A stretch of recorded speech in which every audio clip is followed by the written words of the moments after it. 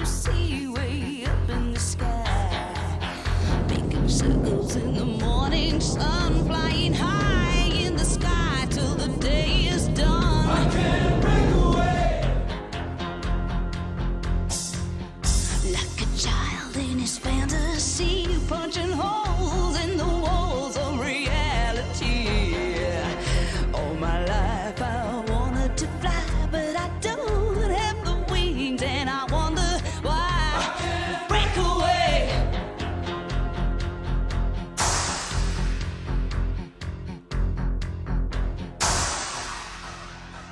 Oh, well, Mama told me when I was young, stand tall, girl, you're number one. But you can be what you wanna be, but you can't change the course of your destiny. I can't break away. Well, no, I can't break away. Well, I can't break away. Well, no, I can't break away. Ooh, I can't break away.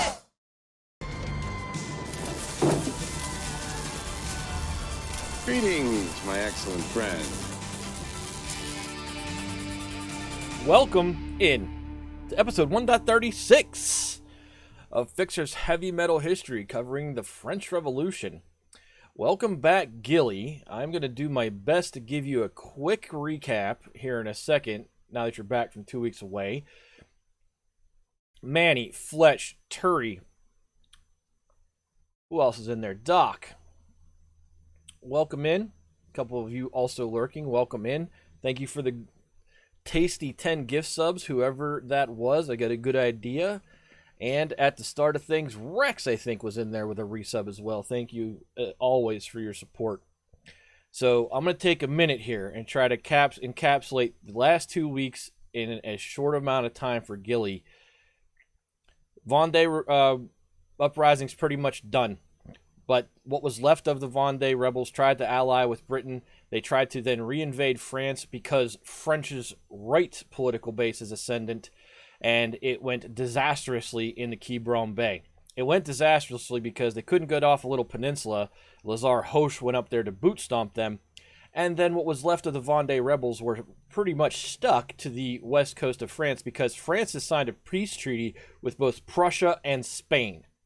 So the Spanish forces at the Pyrenees, as I saw you talking about in Discord, came north and started to pinch those rebels against the coast. At the same time, France is getting ready to turn things over to the Directory. There's a resurgent right. They're not very happy with what the Constitution of Year 3 is going to look like.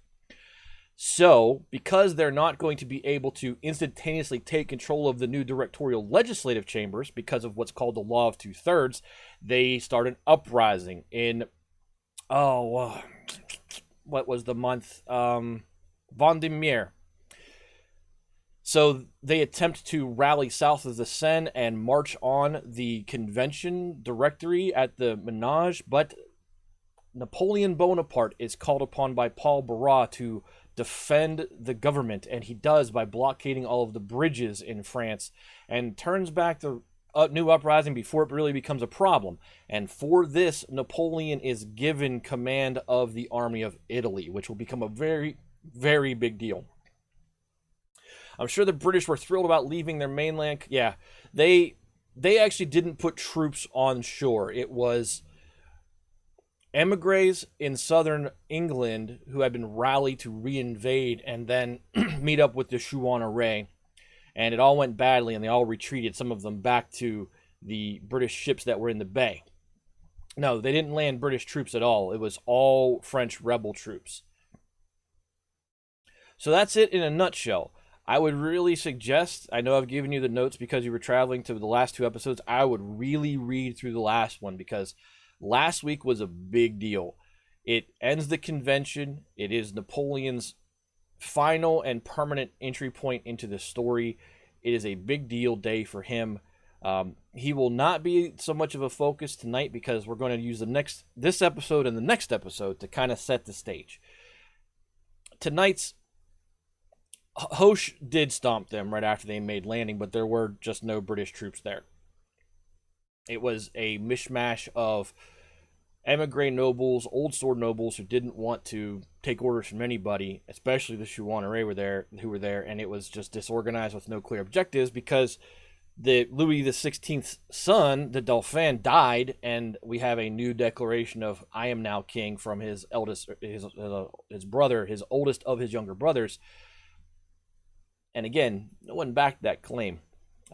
Interestingly enough, I just wanted to give you the frame of reference because tonight we're going to roll into the first days of the Directory, a directory that's now been defended in its inception by Napoleon. But before I get to that, I have been reading Napoleon: A Life, and it's a good book.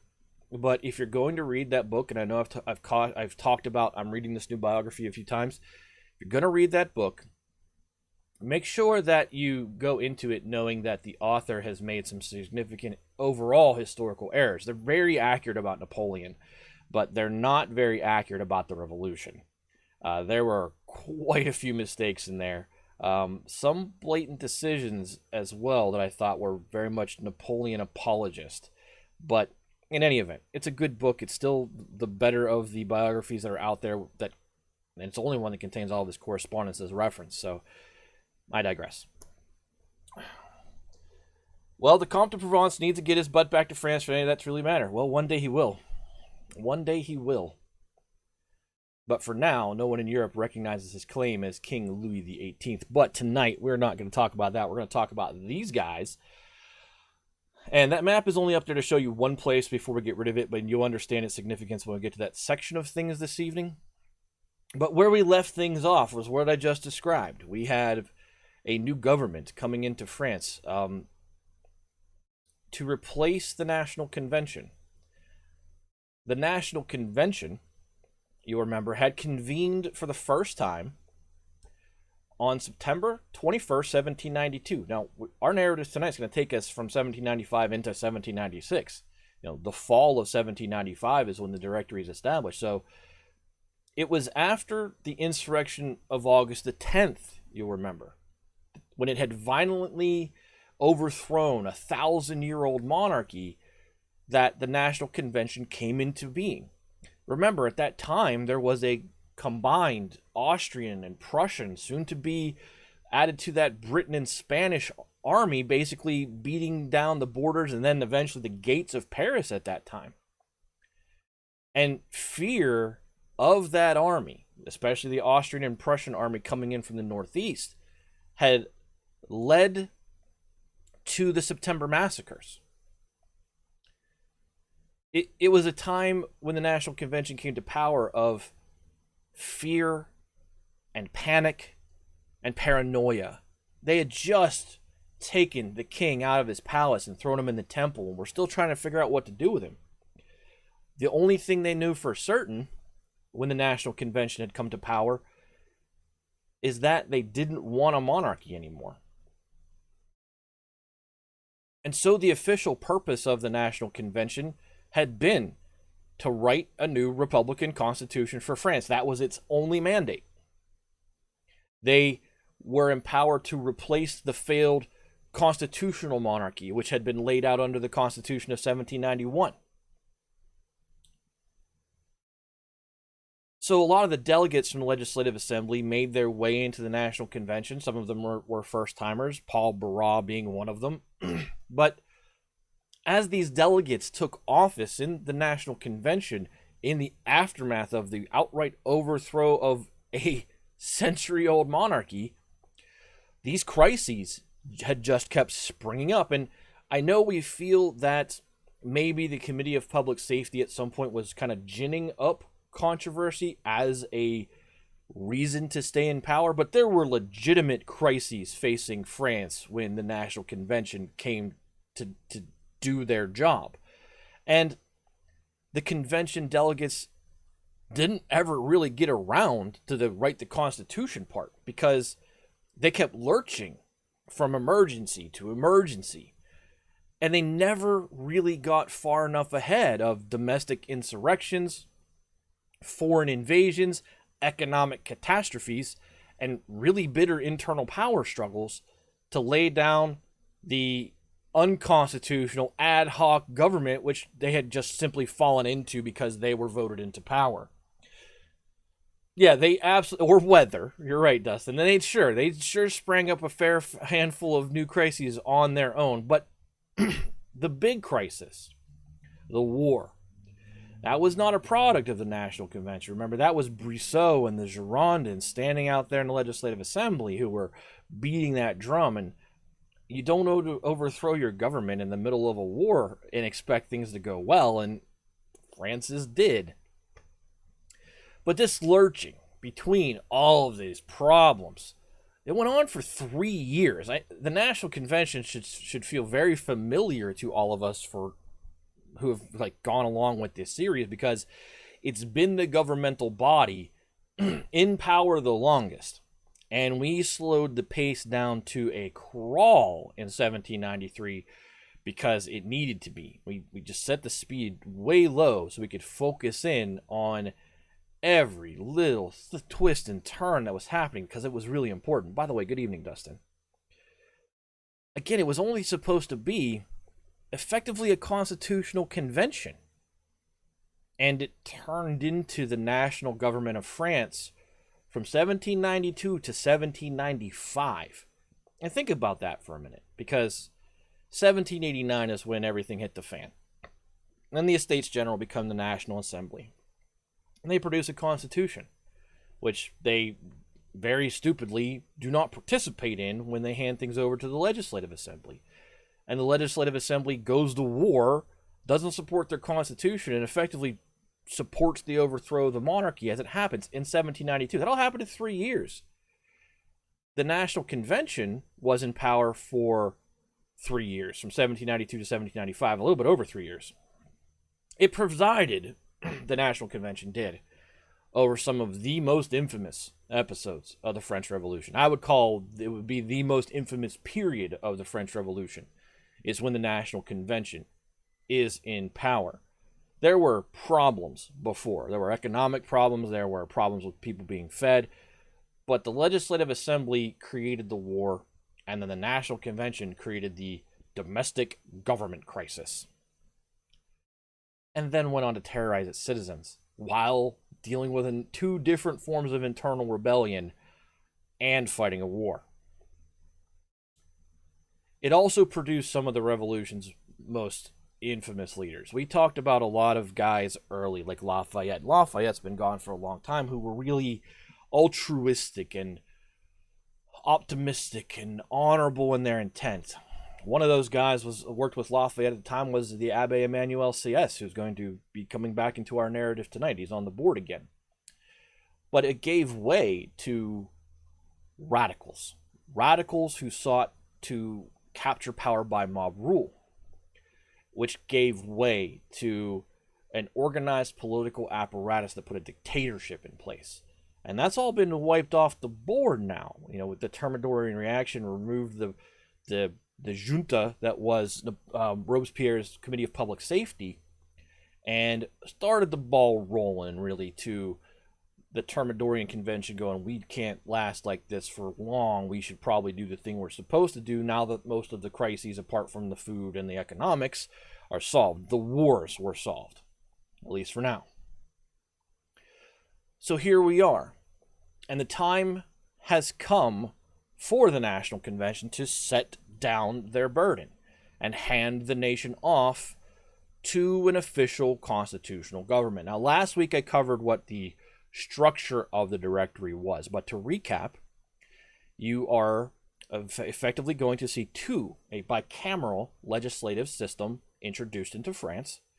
There is a lower chamber called the Council of 500, which you had to be, I believe, 25 or older to be a delegate of.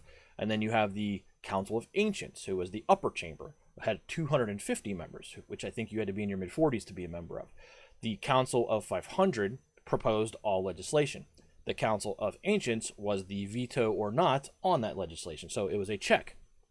And from both chambers, they would select 5 directors. And those directors would serve a 5-year term, with one stepping down every year. So in order to accomplish the cycle of the first 5 directors, they would draw lots, and one director would step down one per year over the first 5 years, with one being elected to replace them every year. So to create a cycle of continuity of government, with one of the 5 leaders per year stepping down. That's the Directory in a nutshell. The Directory had no ability to veto any legislation, but they had absolute control over foreign affairs, diplomacy, war, and internal and external policing. They had no budgetary control either, but they did have the ability to appoint subordinate ministers to run certain things and handle certain problems, like Minister of War and Minister of the Interior.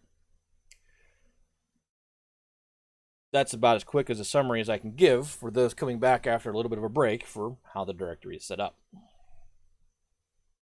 So elections for the Council of 500 and the Council of Ancients were held on October 12th, 1795, and then on October 26th, the National Convention met for the very last time. So after everything that's happened, the National Convention, this body that we've been riding with as the governmental authority of France since before the Great Terror, they finally meet for the last time on October 26, 1795. And when they meet, they tried to do what most outgoing governments do when there is a constitutional change. It's not the first time or last time in history this will happen, where one organizational structure of government will stand down and give way to a completely different one. Nope.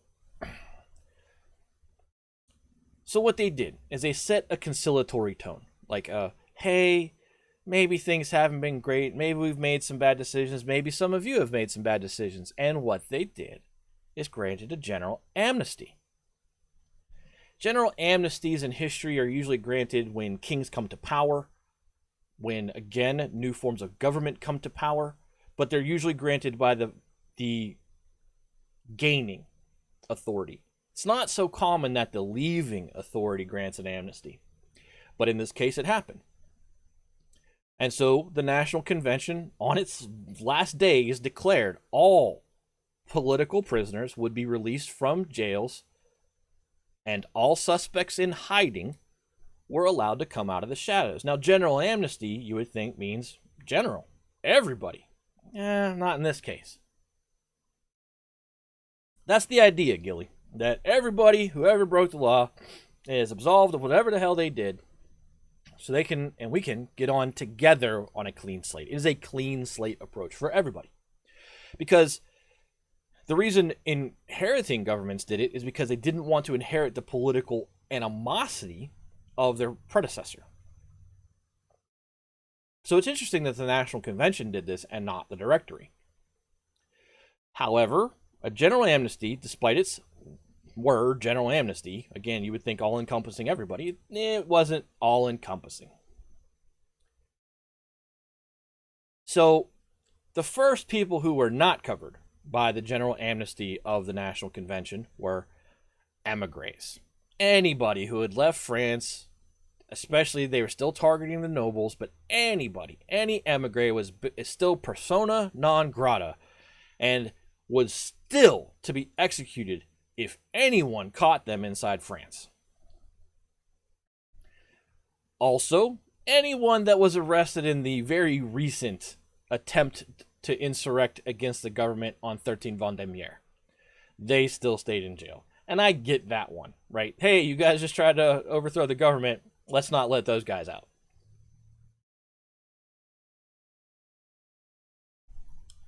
And then finally, interestingly, all counterfeiters remained in custody and in jail. So emigres, any of the most recent plotters of 13 Vendémiaire, and any counterfeiter, they remained in custody. But anybody else?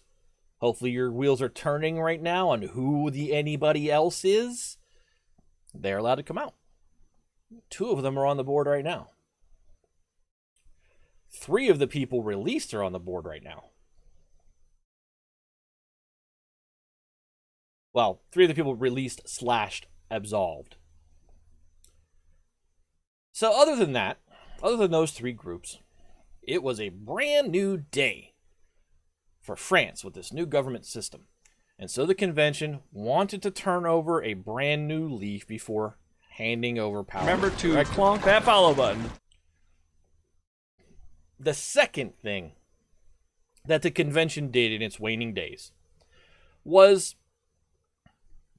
to form themselves into an electoral assembly of France to decide which of their membership, remember, 2/3 of them have to move on, per the law of 2/3, to either of the 2 new chambers of the Directory.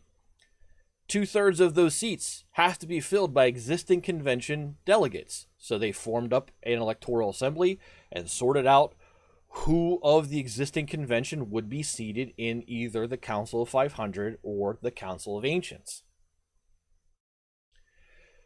And that, again, was the big problem for the conservative royalists and why they had tried to overthrow the government on 13 Vendémiaire, because that was their chance. They saw the election of new legislative chambers as their chance to grab power, instead of, hey, maybe in a year when there's another election we could grab power then. The impatience of it was on display.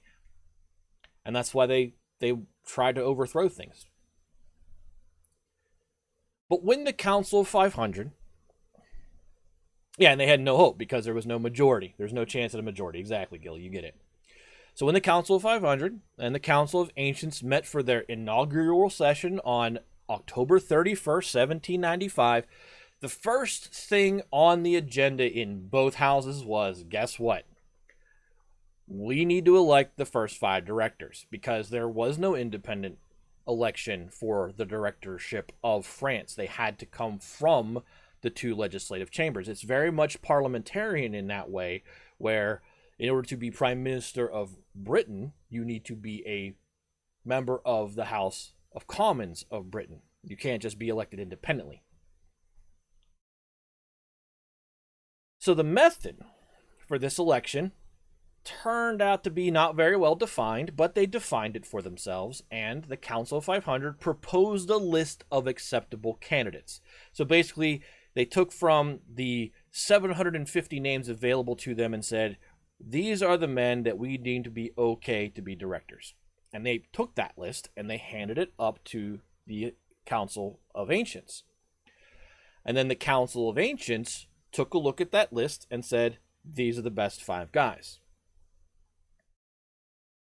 Succeeding years, it should just be vote for 1 guy. But this was different because all 5 had to be elected in this first session, this first cycle. So the men who were selected to be the first 5 directors of the Directory were, first off, 42-year-old Louis-Marie de La Revellier Lepeau. I'm going to struggle with his name all night. La Revellier is in the upper left of your grid of people. He's got the white shirt with the red and the long kind of black hair. He had actually been purged from the National Convention as one of the 75 back in 1793. Those 17 delegates who had signed a petition denouncing the expulsion of the Girondins. He was one of those guys, and he had been thrown out of the convention before. Guess way, and then brought back into the convention. He had stayed in hiding effectively until after Thermidor, at which point he, of course, had been invited back into the convention along with the rest of the 75, and he actually played a prominent role on that Committee of 11, the actual drafters of the Directorial Constitution of Year 3. So it's an interesting road. One of the first directors was a guy who not even 2 years ago was underground in terms of French law and politics. He also, La Revellier, received the most votes out of anybody, and because of that became the first president of the Directory, meaning he was able to break any ties that happened to exist within the votes. But in a system of 5, you're probably not going to run into that many ties. It's a decent nomination. After La Revellier His ally was the 48-year-old Jean-Francois Rebel, who is right below him in the black and white. Rebel's revolutionary career had started when he had actually been elected as a delegate to the Estates General. And back then, he had drifted into the Feuillant camp. But when the National Convention happened, and then that means he was not a part of the Legislative Assembly. He could not be. Rebel was part of that self-denying thing. But he came back into the National Convention as a staunch Republican. Remember, the Feuillants were trying to prop up the idea of constitutional monarchy under the Constitution of 1791. So it is interesting that Rebel comes back after the insurrection of August 10th, back into the National Convention, and is a staunch Republican. But so was Danton, right? Danton started off as a constitutional monarchist and then very quickly became a Republican. Rebel did too. After Robespierre fell, Rebel actually went back out on mission as a representative of the convention, and he was actually one of the lead negotiators in that very recent treaty with the newly formed Batavian Republic, which is basically the Netherlands. Rebel and La Revellier were friends. They were allies, and they ended up forming like a block within the Directory, like one little cabal. They tend to always vote together. The other block within the Directory is formed by the two war technocrats. Now, when I say war technocrats, one name on the board should instantly stand out to you. We'll get to him in a second. But the first was Etienne François Letourneur. Letourneur was a steady military organizer, and he would effectively, during his term, run the French Navy. And the French Navy still couldn't stand up to the British Navy, but he was effectively doing that job. Letourneur will also be the first guy that is selected by lot with an asterisk, to resign. So we're not going to spend too much time on him. And I say that because the sequence of those directors who must step down was supposed to be random, but it never was. It was always shenanigans involved. And so when Letourneur steps down, we'll cover why it was shady. Obviously, the other war technocrat in the Directory was none other than Lazar Carnot, author of the Levée en Masse and the Amalgamé, and the great organizer of French military victory.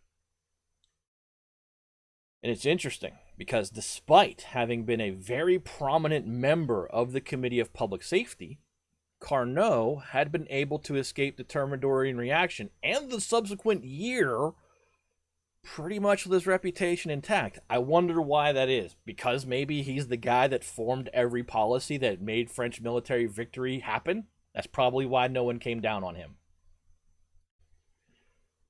As a director, Carnot continues to just do what he did as a member of the Committee of Public Safety. He just puts all of his efforts into winning the war. But as the Directory gets going, there is some lingering fear about how deeply involved he may have been in the terror government of year 2.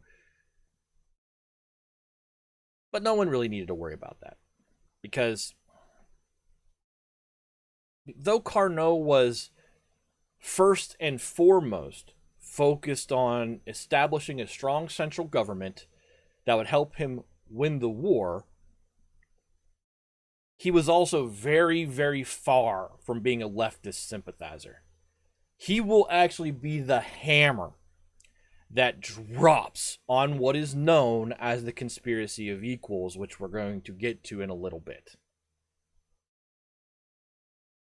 It's also worth mentioning that Carnot was not the initially selected. He was the 6th man selected.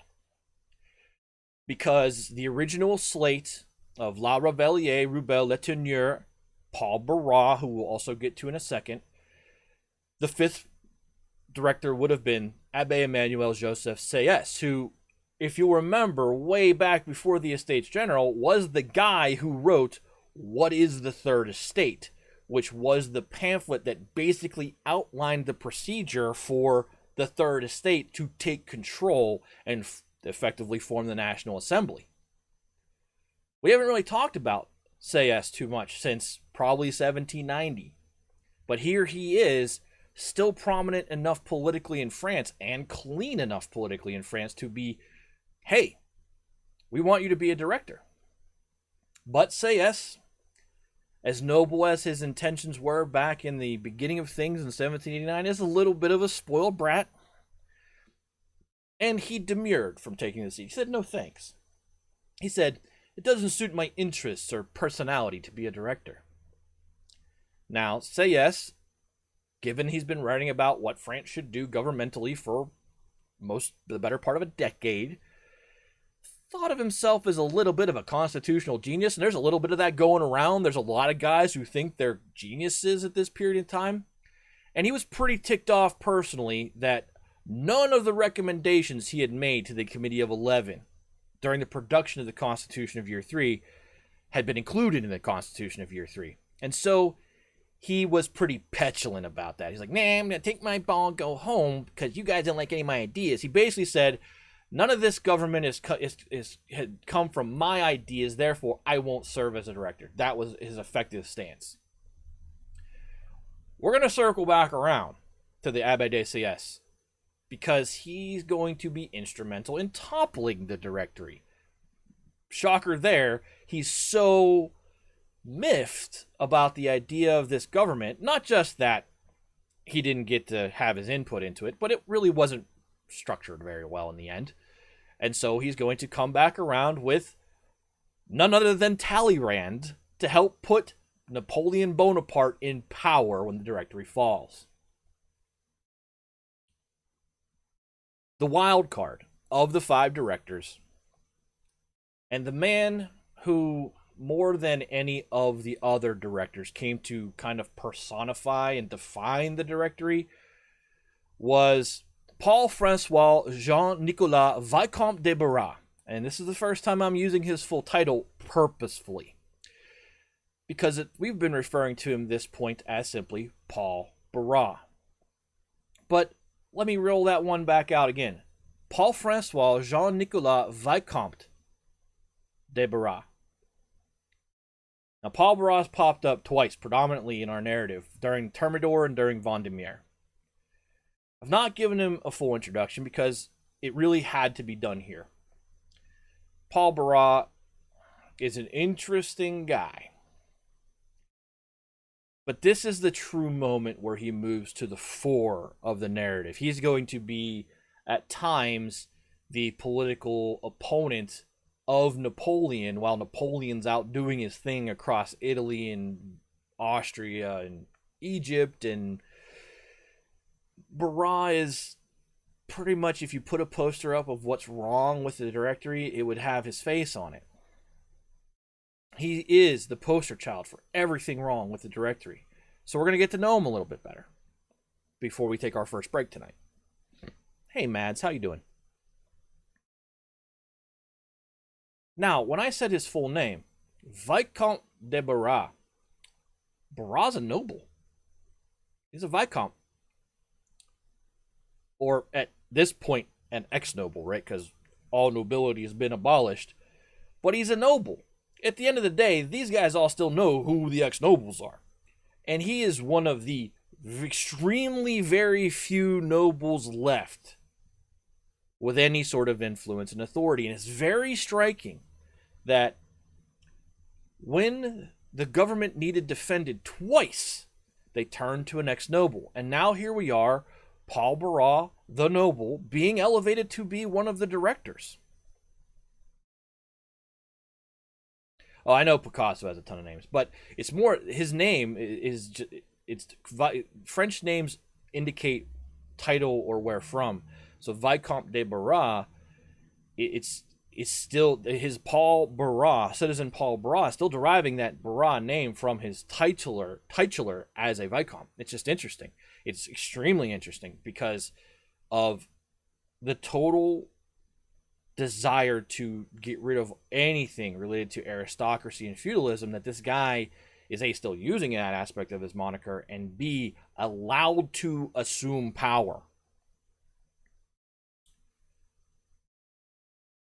So though Barras emerged in the late 1780s as a noble of the liberal variety, which we've talked about, Sayes is, sat with those guys. Lafayette epitomizes those guys with Talleyrand. His motivation, Barras' motivation for supporting the revolution is somewhat stinky. It's somewhat suspect. Like, why did Paul Barras, liberal noble, support the revolution? It wasn't from I think you could say, Talleyrand's place was self-interest, but it was kind of noble self-interest. He didn't believe in the structure of the church. He is a cynic, but he still saw what was happening to people, and there was still some good in Talleyrand's desire. Lafayette came from an absolute pure of heart perspective with what he was doing. Barras, not so much. First and foremost, in the 1780s, he was chronically in debt, thanks to a very bad gambling addiction. He also, during the late 1780s, kept company with various men of extremely flexible morals and women of disrepute. So for Barras, the revolution was really just an opportunity to get out from underneath all these scandalous debt clouds hanging over him, so he could keep on gambling and drinking and hanging out with more men of flexible morals and women of disrepute, because that's what compulsive gamblers do. Barras was also very happy to change his political stripes to suit whatever the prevailing political winds were. He was the flip-flopper among flip-floppers. And there's plenty of flip-floppers, plenty of people who are very, very malleable in their political ideals. I mean, Rubel's one of them. Danton was one of them. But they kind of had reasons for it. They evolved their sensibility about where things were going. Barras just looked around and said, that group's going to win. I'm going to back them with what I say. Very cynical. He served in neither the National Assembly nor the Legislative Assembly, probably smartly, and it's probably why no one had a problem with his noble credentials, because he wasn't a part of those first two bodies. He did not join national government until he was elected to the National Convention. And when he entered the convention, he tended to side with the Mountain over the Girondins. So he leaned left toward the radicals, probably because he sensed that's where the power was. But he was also very often away as a representative on mission. So it didn't really matter which side he took. Very importantly, Paul Barras was a representative on mission and the lead representative on mission down in the southeast when Napoleon liberated Toulon, which is why Barras was so willing to tap him on the shoulder when it came time to defend Paris during Vendémiaire. Barras had first-hand experience of Napoleon and what he was able to do. He was also the lead representative down in the southeast during the time that the Republic was crushing the Federalist uprising. So he did oversee the implementation of the terror down in Marseille and Toulon, and he was at the head of a stream of confiscation of a lot of property. And he deployed both the confiscation mechanism and who died in the terror to maximize profit for himself personally. Now, this is something the Romans did too. Romans, during the time of Marius and Sulla, would have prescription lists. And a lot of times, the names on those prescription lists weren't those who were guilty or even had ever done anything politically. They just happened to be wealthy. And hey, as soon as they're dead, the government can come in there and do what they want with the estate. Barras was kind of doing that thing down in the southeast. He was using the terror to eliminate those who he could then pilfer and enrich himself from. So like I said in the opening credits, I really hope that, Paul Barras defended France twice. I really hope you weren't thinking he was the good guy. It's more, though he didn't owe to those guys that he was killing, it was more, it's a whole lot easier to pay off the people you do owe a debt to if you're using other people's money. So, Given this conduct of I'm going to kill not the political enemies of France or those who are threatening the virtuous path, but simply those who can fill my pockets the fastest, it shouldn't surprise you that Barras was very high on the virtuous Robespierre's hit list of, remember the representatives came back and they were all kind of suspected by Robespierre. Barras was really high on that list for what he was doing. So that when Barras was recalled to Paris, he was like, uh-oh. And it turned him into one of the principal Thermidorian conspirators. So here we are again. The Thermidorian reaction was a good thing for France, right? But the guys who did it, they weren't doing it from a, let's say, France, hand over your heart mentality. Paul Barras was looking to get away with what he just did and live for one more day. He wanted Robespierre dead before Robespierre could kill him, so he could keep on living and get away with effectively murder robbery, which he had been doing down in the southeast. This Paul Barras.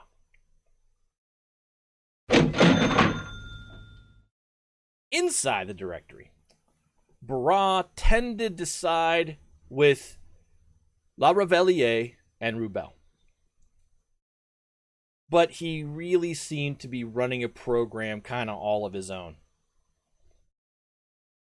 The program basically for Barras involved him living as luxuriously as he could, making as much money as he could, and always keeping an eye out for opportunities to preserve his position at the expense of anybody else. It's that sentence that should kind of ring toward the future for you. Because make as much money, live luxuriously as you could, preserve your own power at the expense of anybody else. That's the Directory. That's a lot of governments. That's our government right now. But it certainly is exactly what the motivation of most of the people involved in the directorial government was. I would say probably not Carnot. Carnot, he sure liked his power. He sure liked the élan that people thought he had. They treated him very respectfully for the most part. But Carnot's motivation was still very much a war-fronted motivation, where he felt his military genius, and he was a military genius, was needed and being put on display in the wars of the coalition. Everybody else, including the Abbé de Sieyès, especially Talleyrand, these guys, Talleyrand's eventually going to come back into the directorial government, by the way. Before the Directory falls, Talleyrand will be foreign minister of the directorial government. Because remember, general amnesty just got put out, and he actually left Paris on a signed passport. Which was, go back in time and think about everything that's happened. Talleyrand had enough foresight to not just leave. He had enough foresight to get Georges Danton himself to sign the document permitting him to leave. Which is why it will be very easy for Talleyrand to come back in and not be charged as an emigre. And he eventually will be. Yep, Danton saved his butt one last time. I included that specific note for this period of this entire season. Made Talleyrand very different from the other emigre nobles. And that's how smart Talleyrand was. So he'll eventually come back in. But Talleyrand's also very much preserve my position, make as much money as I can as a diplomat. He sure did. Literally, you had to pay the man to talk to him as an envoy of France. But the Directory, in a nutshell, is about it's a good word Gilly used, individual grift. So the big problem that was facing all these guys when they took office was that the French economy was still in really bad shape. And we're going to get into that, how bad and why, and then pivot into other matters when we get back from our first break. Hopefully you have enjoyed getting to know your first 5 directors. I would say of the 5, it's the 2 you really need to pay attention to the most are Barras and Carnot. They will be the ones that matter the most. The other names will come up. Letourneur will not matter very much. La Revellier and Rubel will matter a little bit, but Carnot and Barras are the guys you really want to underline in your textbooks and say, those names. And obviously, hey, they're names that aren't new, right? These are guys that have been around for a while. Carnot especially has been around for several years.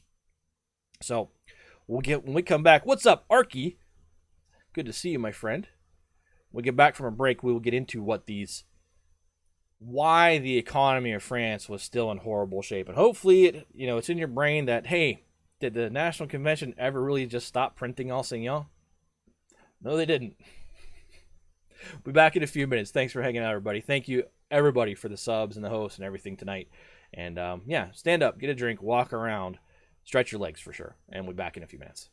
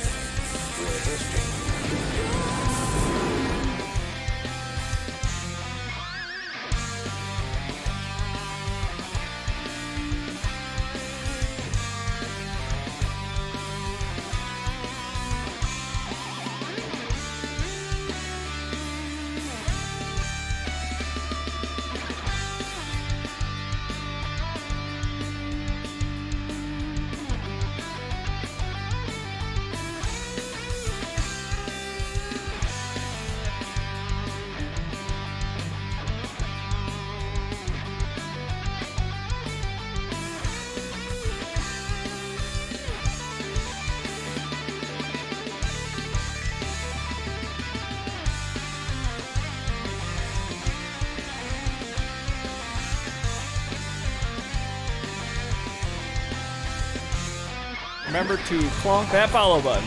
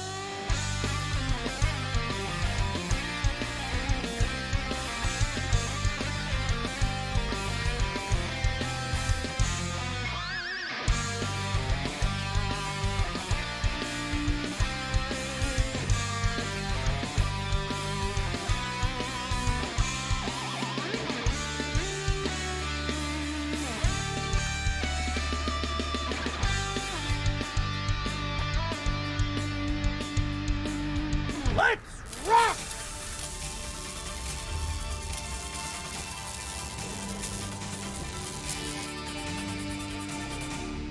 We're back. Hopefully you got a good leg stretch in. Before the break, I did mention something that requires a little bit further clarification. Tonight's episode covers the directory, but more importantly, what is known historically as a conspiracy of equals. And you're going to get a crash course later tonight in communism versus anarchism, just because it's necessary. But more importantly, I said that we're going to do this episode tonight, and then next episode, we're going to go out and kind of solidify all of the war fronts but Napoleon. And then the episode after that, we would re-engage with Napoleon, now in command of the Army of Italy. The trick about that is between all other military and Napoleon, Army of Italy episode, there will be a 1-week break. Several of us are going to Chicago over the weekend of the 23rd because our very good friend Kays is coming in from Ireland, and we are all kind of piling into the city. Going to have a evening of alcohol on the Saturday the 23rd. I think we're going to the planetarium on the Sunday. I'll be traveling by train. I was asked, will I be doing an episode while on the road? Absolutely not. So there will be a 1-week break in there for a good reason. Several of the outlaws are going to get together. But as I described the directory before the break, we said that the big problem that faced these new directors, La Revellier, Rubel, Letourneur, Barras, and Carnot, as they took office, was that the French economy was in real bad shape. First and foremost, remember that we are now in 1795, about to turn over into 1796. The prior winter, 1794 into 1795's winter, was one of the worst winters on record in the 18th century. The effects of that winter and its long and very late thaw were felt. BP, good to see you. Hopefully you are following along on the YouTube vids and have been enjoying yourself and have seen Napoleon come to the stage. It is good to see you, BP. But the effects of that winter were a very late thaw. And the very late thaw meant a very poor harvest in 1795. It just was not good. It wasn't terrible, but it wasn't good. And for a situation where edible product of grain was already in very short supply, a bad harvest wasn't what France needed. Then also remember that one of the things the Thermidorian Convention had done was get rid of the general maximum. Now, free marketers wanted that. But price controls are important, because if you don't have price controls, then you have things like gas stations gouging you. So the general maximum being lifted caused the prices of commodities to go sky high. And those commodities themselves were extremely scarce. It created an eventual black market that became the true market. But also, something we haven't talked about was the national government of France itself was again stone dead broke. Like 1789 had no money in the box broke. So there's a term which I'm going to use multiple times tonight called, the term is specie, S-P-E-C-I-E. Specie is the way it's pronounced, specie, and I have to try to say it that way. Specie is the actual hard metal that currency is based on. So like you could say that the Fort Knox Gold Bullion Reserve, before it wasn't used as a basis for our currency, was the specie reserve that backed our currency. The specie reserve that backed the French economy was gone. And nationalized lands that were supposed to be backing the assignats were now selling for a ridiculously low fraction of what they should have been, thanks to all of these skyrocketing inflation rates. So to address this problem, the Thermidorian Convention had simply continued to print assignats. Try to get paper currency into people's hands so they have the buying power, right? The problem is that as you flood the market with currency, it just drives the market price higher. That's what inflation does. If you just print currency and flood your economy, you're not solving the supply and demand problem. All you're doing is diluting the buying power. It just made everything worse. Now you might be asking yourself, a couple episodes ago, I said the assignat fell to 8% and No way! It had fallen to 8% and was, dead, right? And I for sure said that. But the assignat was not entirely dead yet. It will be today in this episode, but it was still around, because the Thermidorian Convention just kept printing them and printing them and printing them and printing them. They just printed themselves into a bigger and bigger and bigger inflationary hole. And then when the Directory took over, guess what they did? They just kept on printing them and printing them and printing them and exacerbating the problem even further. At least the Thermidorian Convention did realize that there was a problem with printing all of those assignats. And so, before the Directory had taken power, they had decreed in the summer of 1795 that taxes, when they were paid, had to be paid 50% in kind. Now, we've used the term in kind way back in like 1.2. What in kind meant was that you didn't pay with currency, you paid with product. So you would pay with bushels of wheat or boxes of grapes. That's in kind transaction. Direct barter is really what it is, where you're no longer exchanging through the currency, but simply paying in product. So in the summer of 1795, right on their way out the door, because they would be gone in a couple of months, the Thermidorian Convention said, you can only pay your taxes 50% in anciens.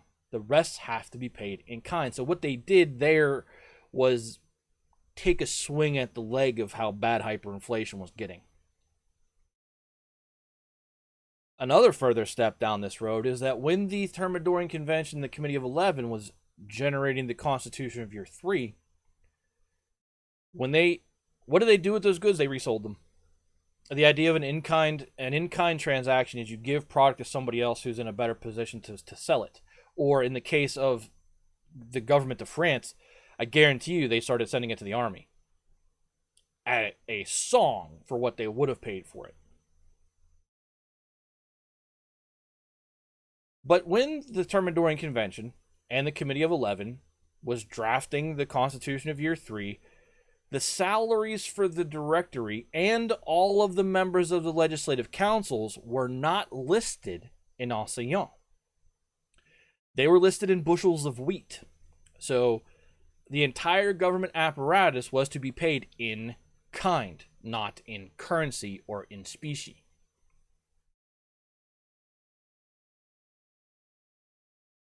So when the Directory took over, they found that the coffers of the national government had run dry, and they decreed another one of those emergency forced loans. The Thermidorian Convention had done one as well, which allowed them to scoop a lot of anciens back off the street.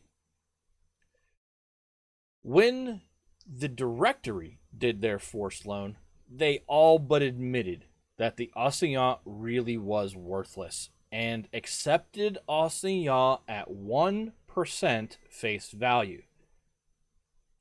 They did this as they continued to pump more of them off the press and into the market. At this point in time, when they are decreeing this forced loan, there is an estimated 40 billion livres of face value anciens floating around out there. And it was all effectively worthless. 40 billion of capital in your market of purchasing power that by accepting the loan at 1% face value of the anciens, which they had to do because it wasn't worth anything and they were just trying to scoop them back off the street at that point, 40 billion of market capital effectively worth nothing is out there. It was so bad that farmers refused to accept the anciens as payment for crops. They were demanding hard metal specie. But since specie itself had actually long time ago been driven under the mattresses of everybody, when somebody in France did show up with actual hard metal coinage to pay for anything, the first instinct of everyone everywhere was to think that it was counterfeit. So it was ruinous to buy, but also ruinous to sell. And it just simply was not a happy time economically for anybody. But there were two groups that stood to gain pretty much from all... They stood to gain a lot from all these economic problems. The first were speculators. Hey, look at that. Speculators taking advantage of poor economics. It's almost like it's today. Speculators. Speculating in national land, who were generally well-to-do bourgeoisie from the towns and cities, the upper crust of the old Third Estate. These speculators would bundle up piles of worthless anciens. And they went down to the auctions, which were held in their local departmental capitals, and they bought church lands and emigre estates up with worthless stacks of paper, basically buying them for pennies on the dollar. They were buying land where the list price was full value ancien, and they were paying a penny on the dollar to effectively buy that land up. There was a rule in place that stated land was not supposed to sell for less than 22 times what it had profitably produced in 1790. But with inflation just running out of control in the economy, it was really easy to get land at just 2 to 3 times the 1790 profitability level, and then you could pay for it in pennies on the dollar. On top of that, with only really a few people able to bid, because you had to be pretty well off, upper middle class or former nobility who just hadn't left yet, there just weren't that many people bidding. And bribery of auctioneers and land surveyors was really easy to accomplish. So these speculators could get land at just scandalously low prices. So though the French economy was crippling just about everybody, if you had a little bit of a financial cushion, or at least enough to really get in on the speculation, you could get very rich very quick. Because often what you would do is then turn the land around and sell it as a profit for specie or in kind instead of ancien. You could then also lease it for in kind or hard specie payments. So people were taking very worthless pieces of paper, getting massive tracts of land for it, and then turning that land out around and making it profitable. Very profitable.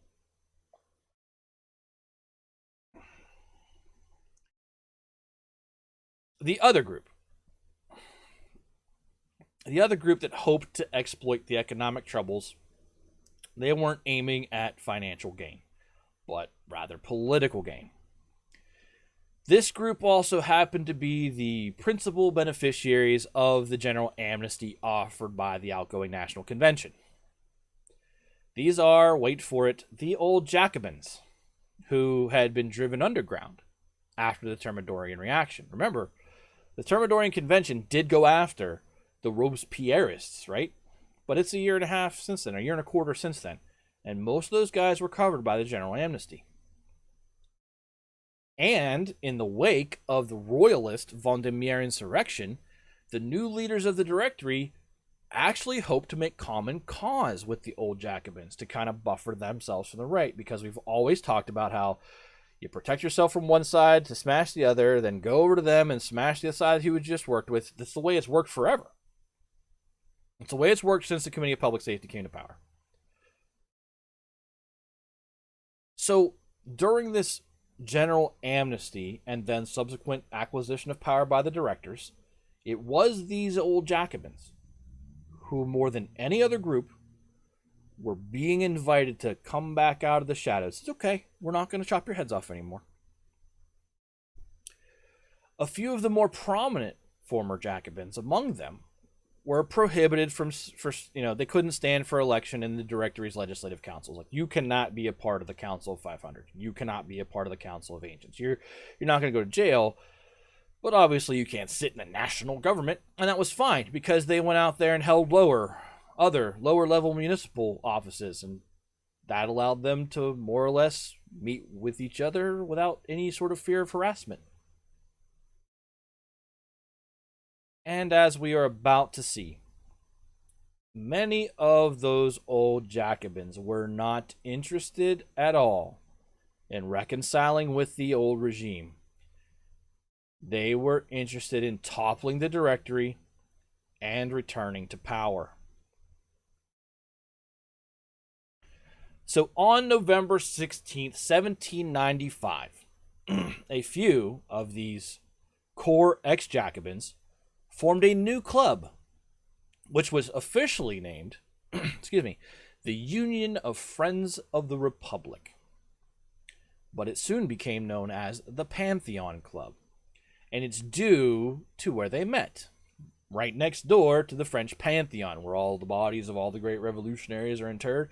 And on the map that's in front of you, I have a red box pointing to where the Pantheon is, something we've never done. We never really showed you where it is. Basically, it's on the south side of the Seine. Just go directly south of Notre Dame. That's where Notre Dame. That's where it is. Still there today. If you want to go look, never make it to Paris.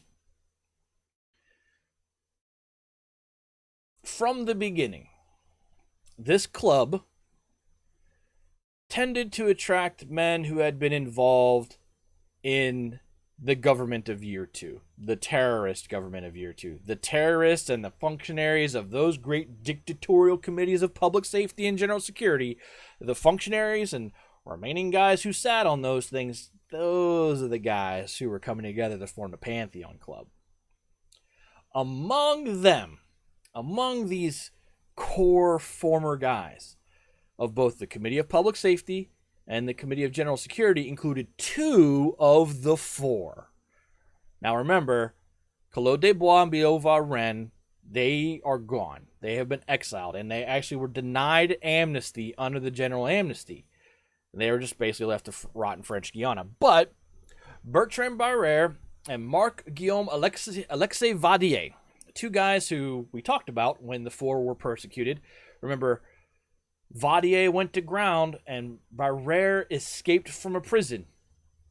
They never faced justice, and here they are now given clemency. And what's the first thing they do? Let's form basically a neo-Jacobin club. This would be like if Nazi war criminals had been allowed to escape justice in Germany, and then within a year and a half of World War II, were allowed to reform the Nazi Party. That is the parallel here.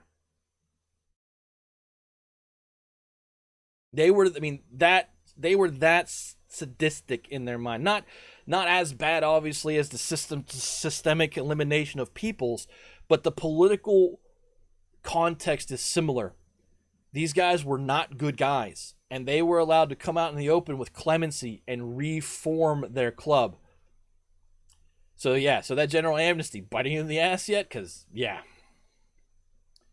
So here they are, Barrère and Vadier, 2 guys who were core to the Committee of Public Safety and the terror government. They got away. Imagine if they had been caught, they'd be in French Guiana. If they had been caught, I guarantee you they'd been in French Guiana. But they're not. And because they were just covered in the blanket amnesty, and they come out, forming the Pantheon Club. At the outset, most of the men in the Pantheon Club were looking to rehabilitate themselves, reconnect to their old political networks, because remember, those networks were all destroyed by the Thermidorian reaction. The government came in and basically said clubs can't talk to one another. These guys were all trying to reestablish all of their old political workings, kind of get themselves a PR campaign going to say, hey, I'm not such a bad guy. And most of them were really, honestly, trying to bring the directory, just get the directory to come over to a more leftist point of view, because it was still very conservative. We're still very conservative in terms of how the government is operating, because 2/3 of the Thermidorian Convention has now just formed the legislature of the directory. These guys that formed the Pantheon Club did not like the greedy speculators who were out there just chewing, gobbling up all that land. They did not like what they saw to be the anti-democratic spirit of the Constitution of Year 3, and it certainly was not as democratic as the Constitution of 1793 could have been. And almost overnight, the Pantheon Club soon attracted, in Paris, over 1,000 members.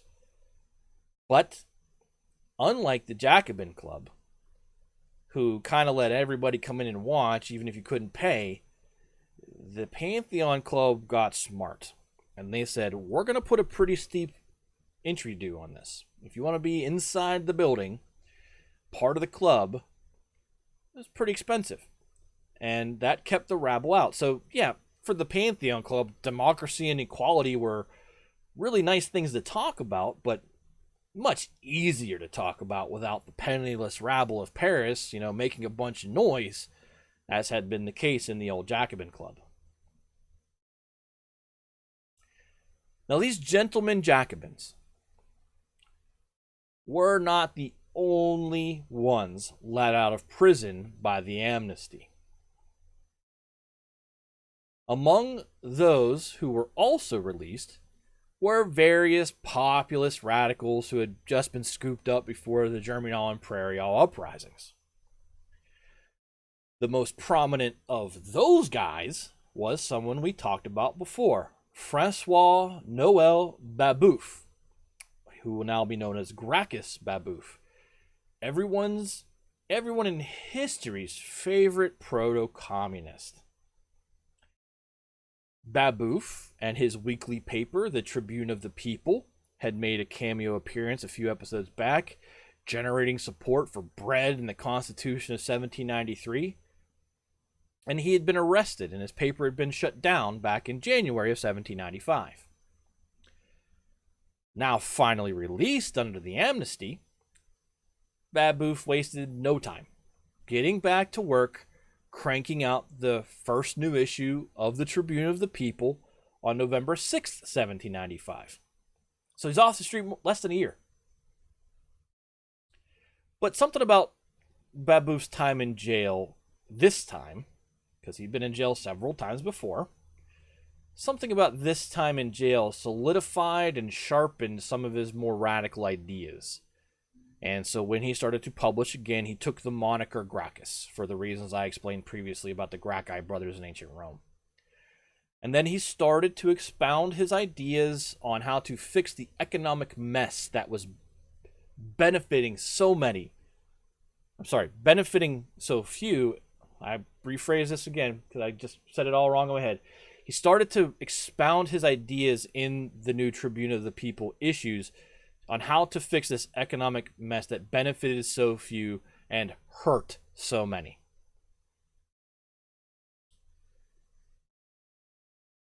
He was now calling for total land nationalization, collective farming across all of France, and equal distribution of the produce of the land. Those are wild concepts for 1795. Extremely wild concepts. The idea of taking land and collectivizing it and making it produce equally for all is an anarchist concept. When you hear the word anarchy, you think of the idea of lawlessness, lack of rules. What anarchy in political terms actually means is the lack or the absence of answerability. It means that people should naturally work collectively. Remember to clonk that follow button. Without the need of an upper authority telling them how to do it, because the natural predilection should be in the joint interest of all in the commune. See where the word communist comes from? But anarchist goals in the late 18th and 19th centuries would be very much agrarian, focused on this idea that Babeuf is espousing here, the idea of collectivizing agriculture, making it so that everybody, everywhere, got the same share of the food. Yes, it is very much, anarchy is very much a term that has been twisted over the years. But this definition I'm giving you right now is going to be very important for the next 60 years of history that we're going to talk about. Because as Karl Marx comes to the stage, the idea of what communism is, or what the progress that socialism should take, it's very much rooted in the argument between communism and anarchism, with anarchism being focused very much in the hearts and minds of the rural agrarian populations, whereas communism is rooted very much in the minds of the civic industrial citizen. We're going to get to that in very great detail down the road. But it's important to understand that distinction now. But again, before we go too much further, because I'm going to go further into communism versus anarchism in this episode, but before we get into it, we need to take a deeper dive into Babeuf's revolutionary proto-communism, how he got there. So we're going to take a step back because he's an interesting guy with some really interesting ideas. You might think that here comes Gracchus Babeuf, and he is enemy of the state. Enemy of the state, you're programmed in your conditioning in society to think enemy of the state equals bad guy. He certainly wasn't a good guy, but in terms of an economic thinker, he's an interesting guy.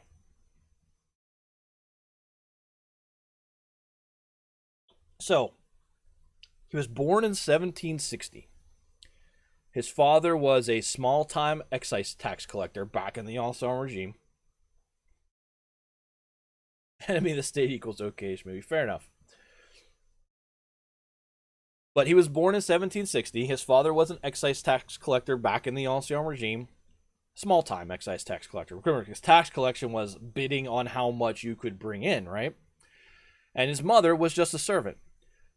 So, Francois Noel Babeuf spent his formative years in a degree of poverty. And there's absolutely no record of how he came to be educated, whether he was self-taught, which is possible, or if his parents managed to somehow scrape together enough money to afford to send him to some sort of school, because there is no public education. Public education will be something that Talleyrand champions, believe it or not, and Napoleon. But at this point, there is no public education. If you couldn't afford school, you didn't go to school.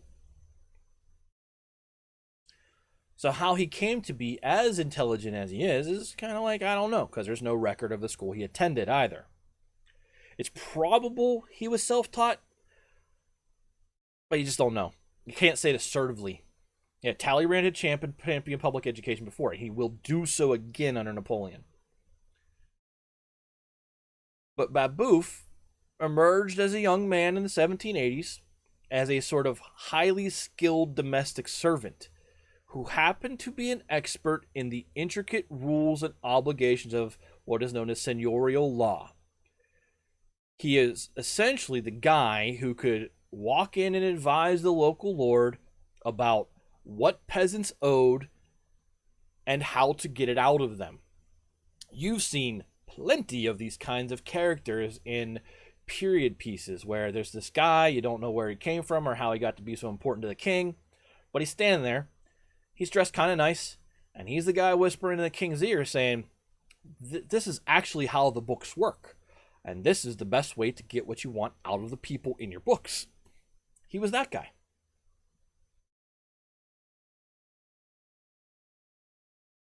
A self-taught accountant. Yep. Lawyer accountant to a degree. He had a very good sense and understanding of the laws around the economics specifically. So far from thinking this system that he was now an expert in to be, just, Babeuf came to despise the whole system. And when the call went out in 1789 for everyone to drop their grievance lists, those cahiers, for the upcoming Estates General, Babeuf, by then having given up his line of work, wrote the section in his own local assembly calling for the abolition of feudalism ahead of the game. So remember, the cahiers were going down in 1789 in the spring before 1788, 1789, before the States General came together, and they wouldn't abolish feudalism until well into the fall. There he is with the stones to stand in his local assembly out in his, it wasn't a department back then, it's his provincial assembly, and say, I want feudalism abolished. They would eventually do it, but he was way ahead of it. After the revolution really got going, Babeuf spent the next 5 years living a pretty checkered life, bouncing between local municipal office and then a prison cell. He then became an independent journalist, and then he found himself in another prison cell, and then he was back in municipal office again, And then, yep, you guessed it, he was back in prison again. He essentially could not stop saying and doing things that got him thrown into jail. So he was, the word is not idealist, but he was committed. He saw the injustices in the system before the system was even torn down. He saw those injustices in the system that came afterwards. And he was not the sort of guy that was going to sit down and be quiet about it. Just before the Thermidorian reaction, actually, he managed to dodge a 20-year sentence for allegedly altering some deeds while serving in one of these local administrative jobs. And though it's hard to tell whether he actually did it or if it was just one of those trumped up political charges to like get an enemy off the books, because that happened a lot in those days, still happens now in our narrative, it seems more like it was political retribution from the wrong people he'd probably just pissed off, because he'd been on this stretch of like 4 years of just pissing people off.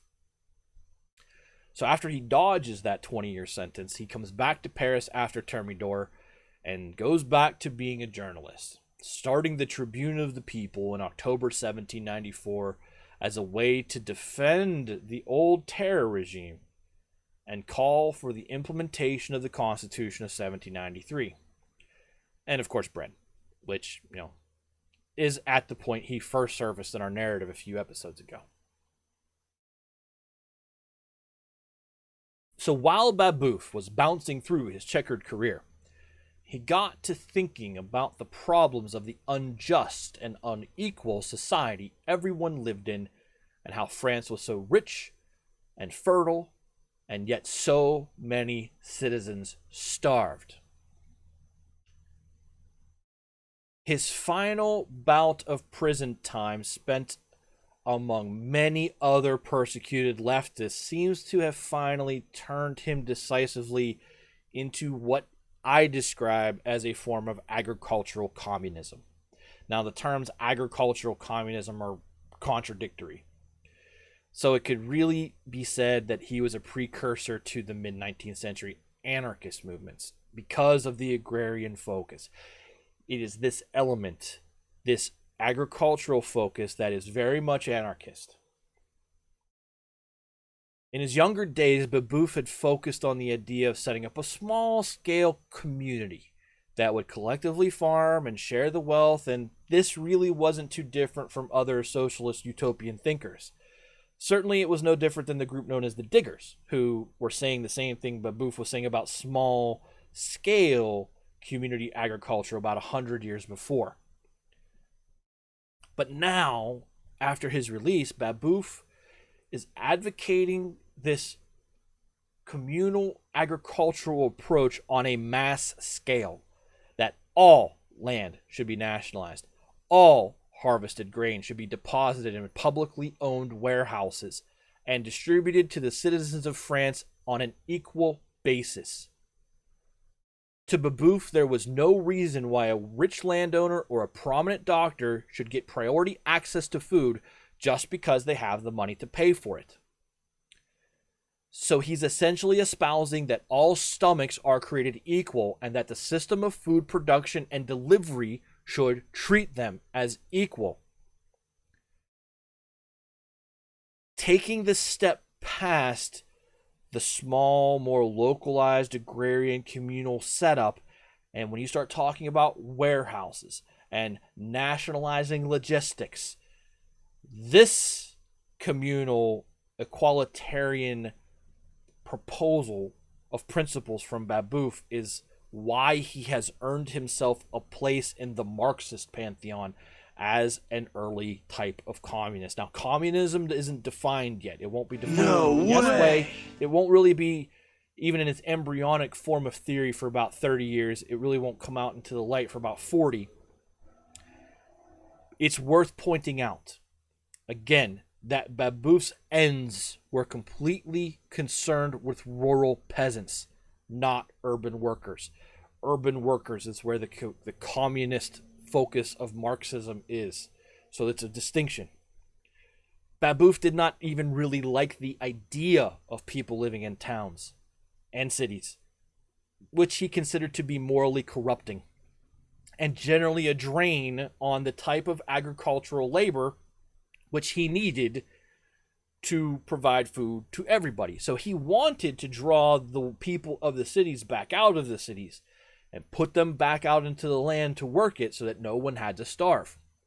So Babeuf never spent much time thinking about or advocating for the rights of the urban worker. Another split from what you should understand or eventually will understand to be the crux of communism. He never spent any time trying to rally the urban worker to be the foot soldier of a social, economic, and political revolution that he was aiming for. This is the clear distinction between Babeuf's maybe anarchist sort of proto-communism than the actual Marxist communism. And it's what makes me consider Babeuf personally to be more of a proto-anarchist than a proto-communist. It is in fact this disdain, or at least disinterest, in organizing and playing to the urban mobs that led Babeuf to what ultimately became his real innovative contribution to the development of revolutionary theory. If you will recall, Georges Danton and his cohort can be considered to be the first professional revolutionaries. They got together in clubs and cafes in the old Cordelier district, consciously plotted a violent insurrection, toppled that regime, and seized power. That was the insurrection of August the 10th.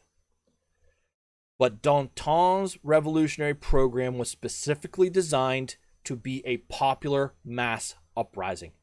The point of what Danton was trying to do was to lead the people in mass insurrection to overthrow their oppressors. Babeuf's innovation was to drop the masses from the program. This is where he becomes more communist.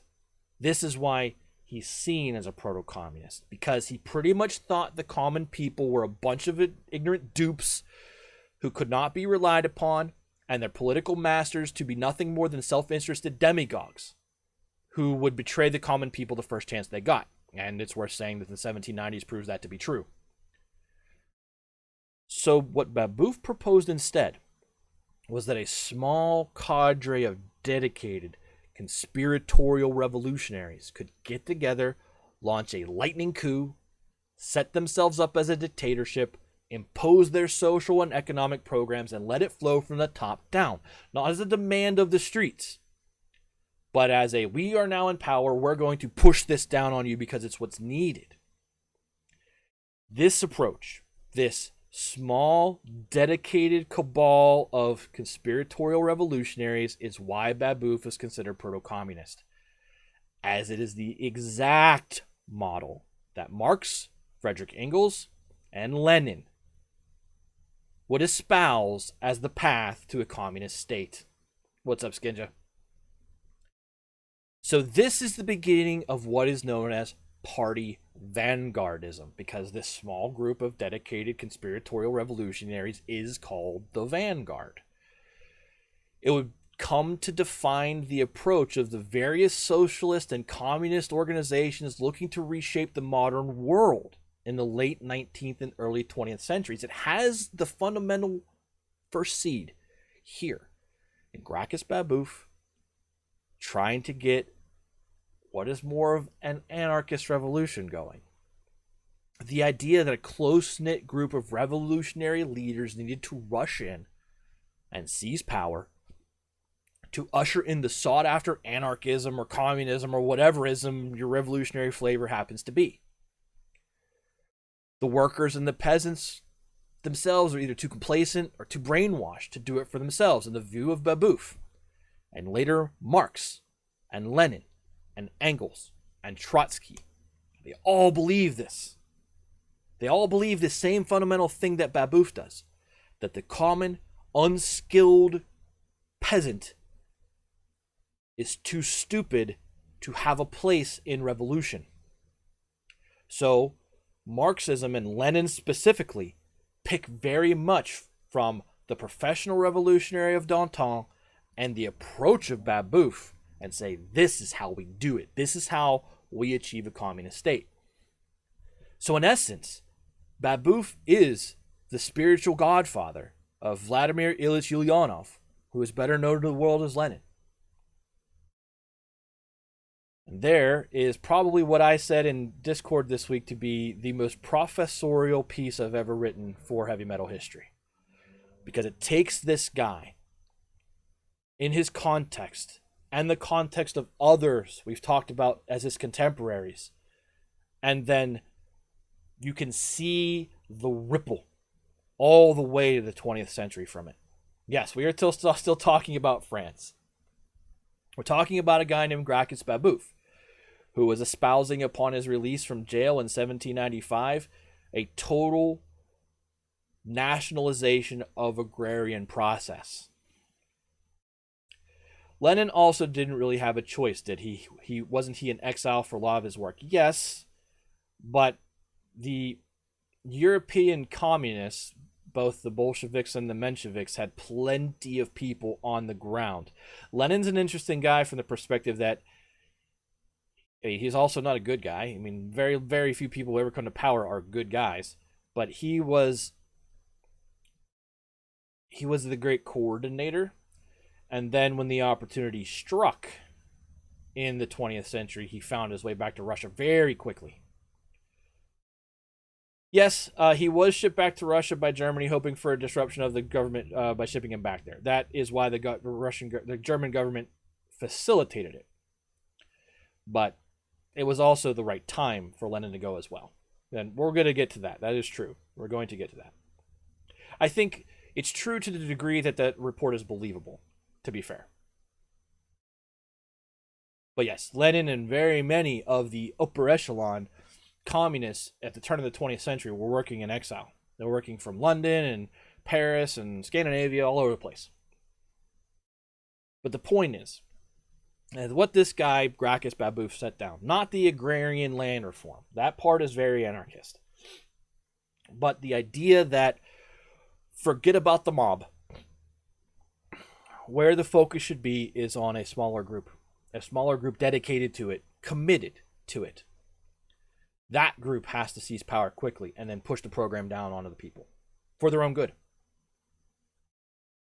The difference is then later, Marxist-Leninism will say it actually has to have support within the skilled labor force for the means of seizing the methods of the means of production. The means and methods of production are two different things, by the way, which we'll also get to down the road in communism. But I digress. The point was to draw the line here. That here's Gracchus Babeuf, 1795, laying down the next piece of the blueprint for the communist, socialist, revolutionaries of the 19th and 20th century. Because these guys will look back into this period of history and go, that was done right. That was done right. Another move that makes the sans-culotte law irrelevant. Very, very, very insightful. Yes.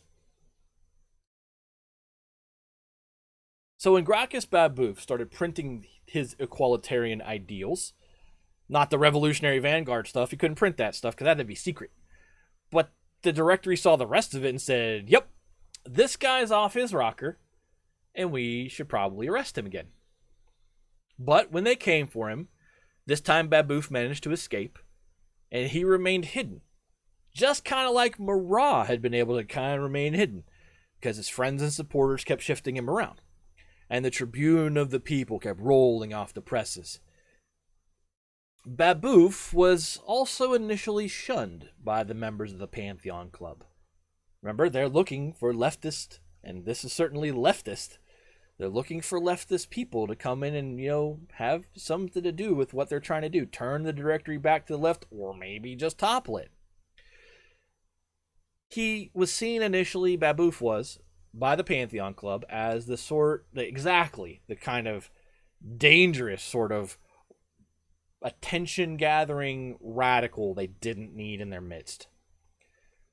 But a few of the Pantheon members were not at all happy with the complacency and moderation they saw around them, even within the Pantheon Club. And they started to sort of like what Babeuf was saying, yeah, that's the next step. All this stuff we've been doing, that's where we need to go. And so, a secret club within the Pantheon Club began to meet and seriously discuss how to retake power, not being interested at all in turning the directory in some direction, but actually overthrowing it. And these guys, this club within a club, became known as the Conspiracy of Equals. This inner club then turned around and started working on their friends out there in the wider Pantheon Club and say things like, hey, this Babeuf guy, he might actually be onto something. By the end of 1795, the Tribune of the People was regularly being read around the larger Pantheon Club itself, where it was met with fairly enthusiastic applause. We're going to take our second break, because now we set the stage for what is known as the Conspiracy of Equals. Yet, I wouldn't call it an insurrection, because insurrection is done, as Gilly just said. Another thing that makes the sans-culotte irrelevant, because insurrections were the mob uprisings. This is an attempted coup, and that's the difference, because coups are not led from the streets. They're led by smaller groups, inside sometimes. We're going to get to what is the attempted coup, and I'm not messing with you. We said we were done with insurrections, and we are, because of this distinction. We're going to get to the attempted coup that is known as the Conspiracy of Equals when we get back. So you guys stand up. Hopefully you've enjoyed this one. This one's a little different. I'm very proud of this episode. But hopefully you've enjoyed it so far. We're going to take our stand-up break, get a drink, walk around, go to the bathroom, and we'll be back in a few minutes. And thanks for hanging out, for your subs and hosts, and a time and attention as always. And I'll talk to you in a few.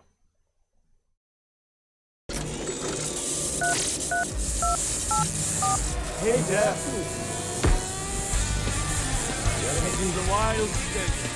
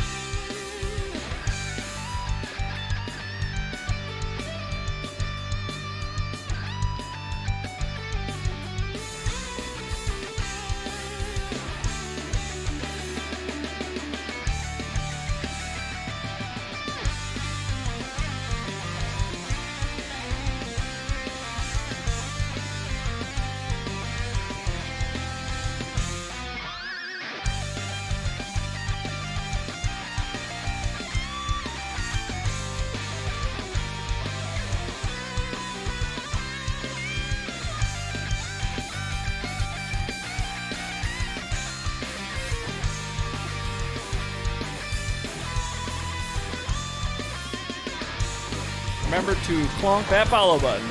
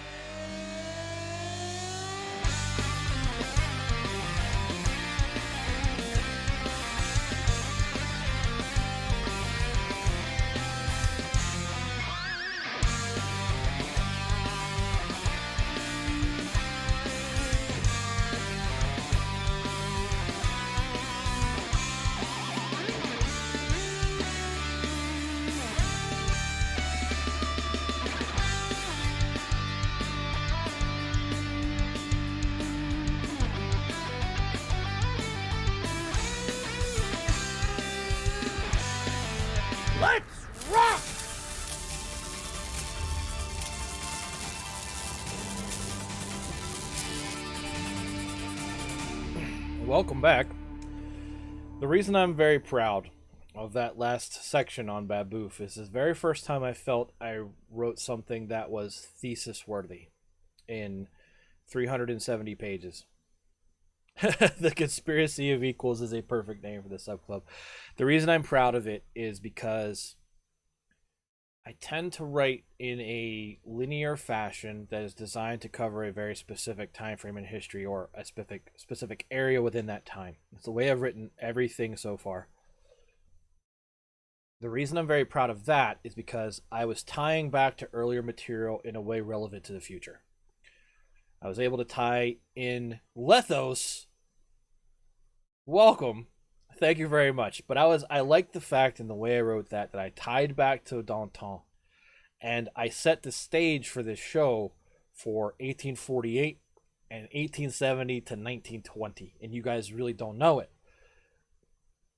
I was very happy with how I was able to frame it to the future. Lethos, welcome in. We are talking about the Conspiracy of Equals. We are about to get into what that is. We have just got done talking about the Directory, the first 5 directors in 1795 in France as the National Convention handed over power, and a gentleman named Gracchus Babeuf, actually Francois Noel Babeuf, who really was one of the first seeds planted in both the proto-anarchist and proto-communist movements that would really start to see their legs get under them in the 1830s in Germany.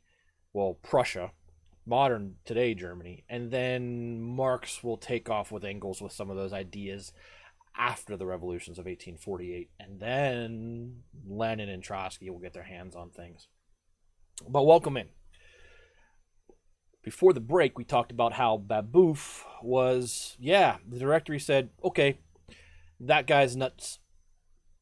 I do love he takes the name Gracchus. It's such an educated throwback to pre-Julius Caesar decline era of the Roman Empire. It's such a great choice because it ties directly to what he's trying to do as tribune, because both of the Gracchi brothers, Gaius and Tiberius, were they were tribunes of the people. So it's a really interesting and great choice. And again, not to get on my soapbox, but this is an uneducated man, an uneducated Frenchman who knew history from 1800 years prior. Uneducated people today will have no idea what we're talking about. They won't know who Tiberius Gracchus is, and it tells me a lot about the last 130 years of our history. That has fallen out of the common pursuit of conversation because television and the internet has taken away books as the primary form of education. So you have to really want to learn it. But Gracchus Babeuf did learn it. And Gracchus Babeuf is out there saying what he's saying about nationalizing land for communal production and equal distribution. And the directory says he's nuts. But Babeuf is able to go into hiding and then starts to find allies within this subclub of the Pantheon Club, the Neo-Jacobins in the Pantheon Club that is known as the Conspiracy of Equals. And they say, yeah, maybe Babeuf's onto something here, and this is the direction we should go. So Babeuf and this slowly resurgent left was, of course, helped along its way to insurgency by the continued failure of the French economy. Because now in our narrative, the winter of 1795, 1796 has now truly settled in. And people are, once again, starving to death and freezing to death. Because the economy is in such a state that even if the commodity is available, people can't afford food. They can't afford fuel to stay warm. Babeuf went so far as to write a little song about the situation, which was titled Dying of Hunger, Dying of Cold. Spot on. The settling in of winter also brought with it the final, I mean it this time, final collapse of the Ancien. the Directory finally decided they could not simply keep pumping worthless paper out into the economy. Finally, someone clues into that is the trigger of their hyperinflation. And they decided they need to start over from scratch. So what you see on the screen in front of you on the top is an assignat. It's an example of one of many ways that the assignat look, but that is one.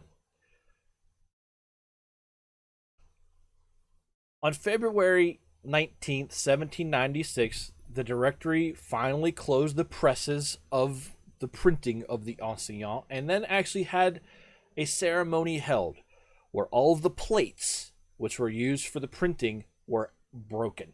So there could be no more assignat printed. Tells you kind of why they also didn't want counterfeiters released from jail, right? Because they didn't want counterfeiters out there adding more paper to the economy. At this same moment, the Directory seems to have suddenly realized that the left was getting strong again. And so in a classic Thermidorian-style pivot, they ordered the Pantheon Club to close its doors on the 26th of February, 1796. And to put the slightest veneer of equal treatment on this, they also said, hey, a couple of you right-wing clubs need to close too, but this was still very clearly about resuppressing neo-Jacobinism.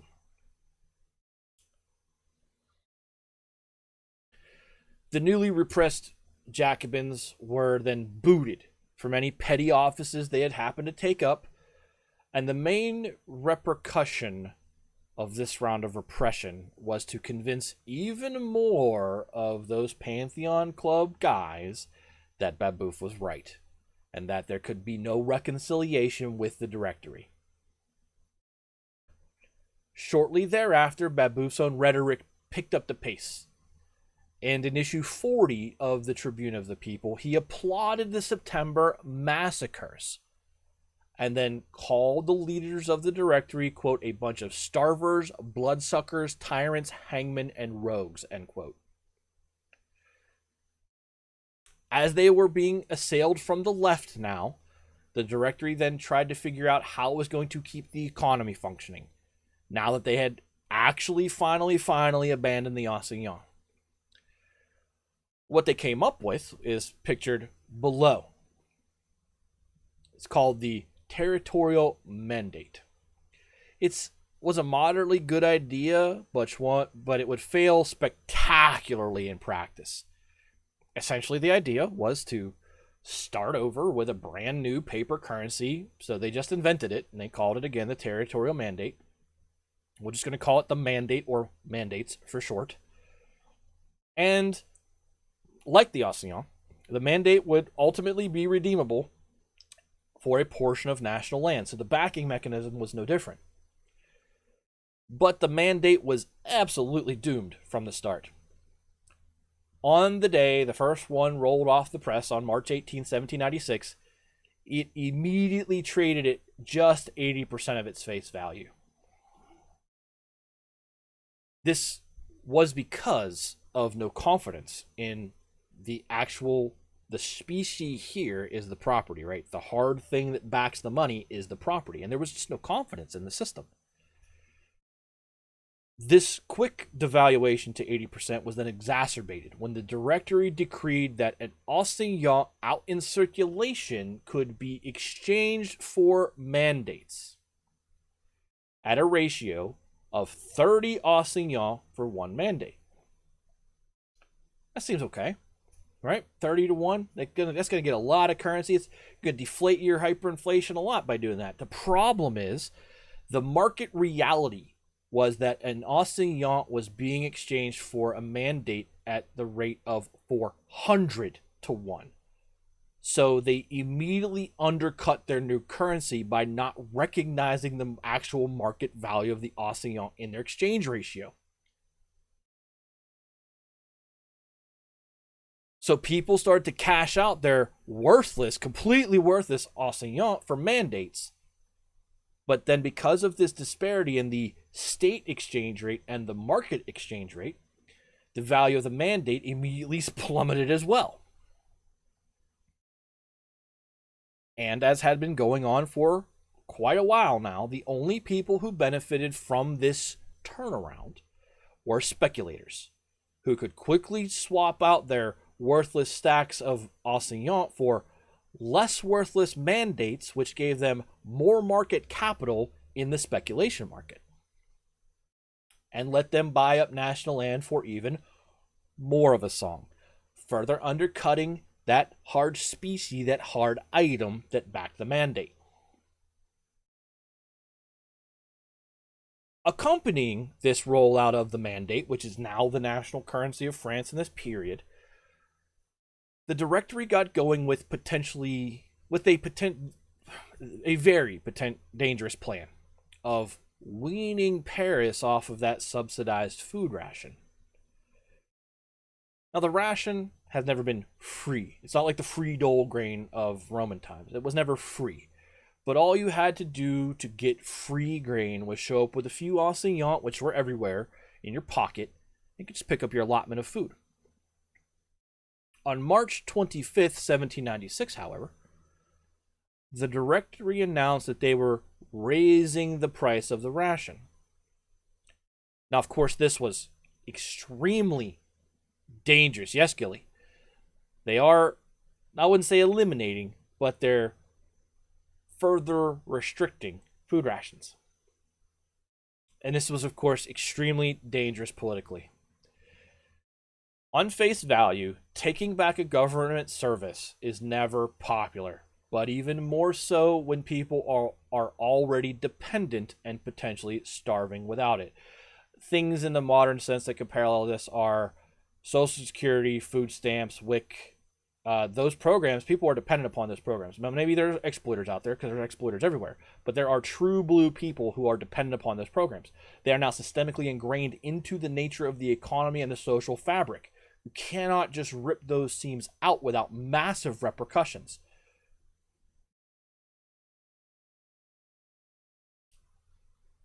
But those who had been elected to the legislative councils of the Directory had never been happy with the program that was built up after August the 10th, 1792, which prioritized the citizens of Paris over everyone else. And this is a fair point, because the free food ration was only in Paris. It wasn't in all of the other cities. It was not ordered to be in place in all of the other cities. So the rest of France is technically economically paying into the tax coffers to feed only the sans-culottes in Paris. And it had long been the secret dream of many of these delegates to stop Paris from this leeching off the rest of the country. And frankly, since the capital had never been weaker politically, they thought this was the time to take their shot at it.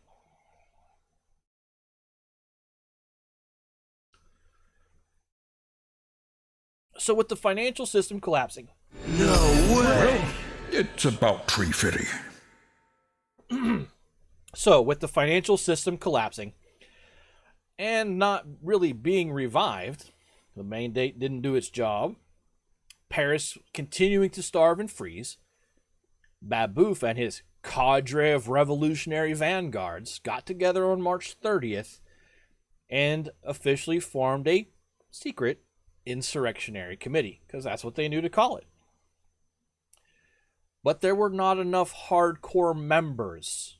Committed is the word I am going to keep coming back to. There were not enough committed members of the conspiracy of equals to pull off a coup.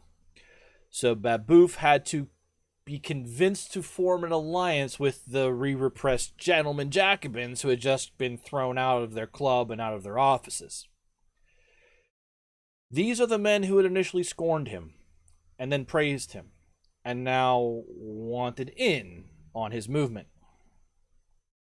But to bring them in, their influence and hopefully some of their money into this fold, Babeuf also had to be convinced to modify his aims. The guys he was bringing in were not so willing to go all in on nationwide equalitarianism on day one. They wanted to start with something more simple. and go from there in their top-down push of a coup. So they decided that the most viable wedge they could use to topple the Directory was to become champions of the Constitution of 1793. And with no real choice here, because Babeuf did not have the money or the men, he had to reluctantly agree to return to the platform which had already failed once and gotten him thrown in jail. The conspiracy of equals, then, this is very, very much how communist revolutions worked in the early 20th century. They designated agents to go out and try to drum up support where it was necessary. And though a general popular uprising was not really what Babeuf was aiming at, it would help to have men scattered around Paris priming the essential people to get ready for the big day.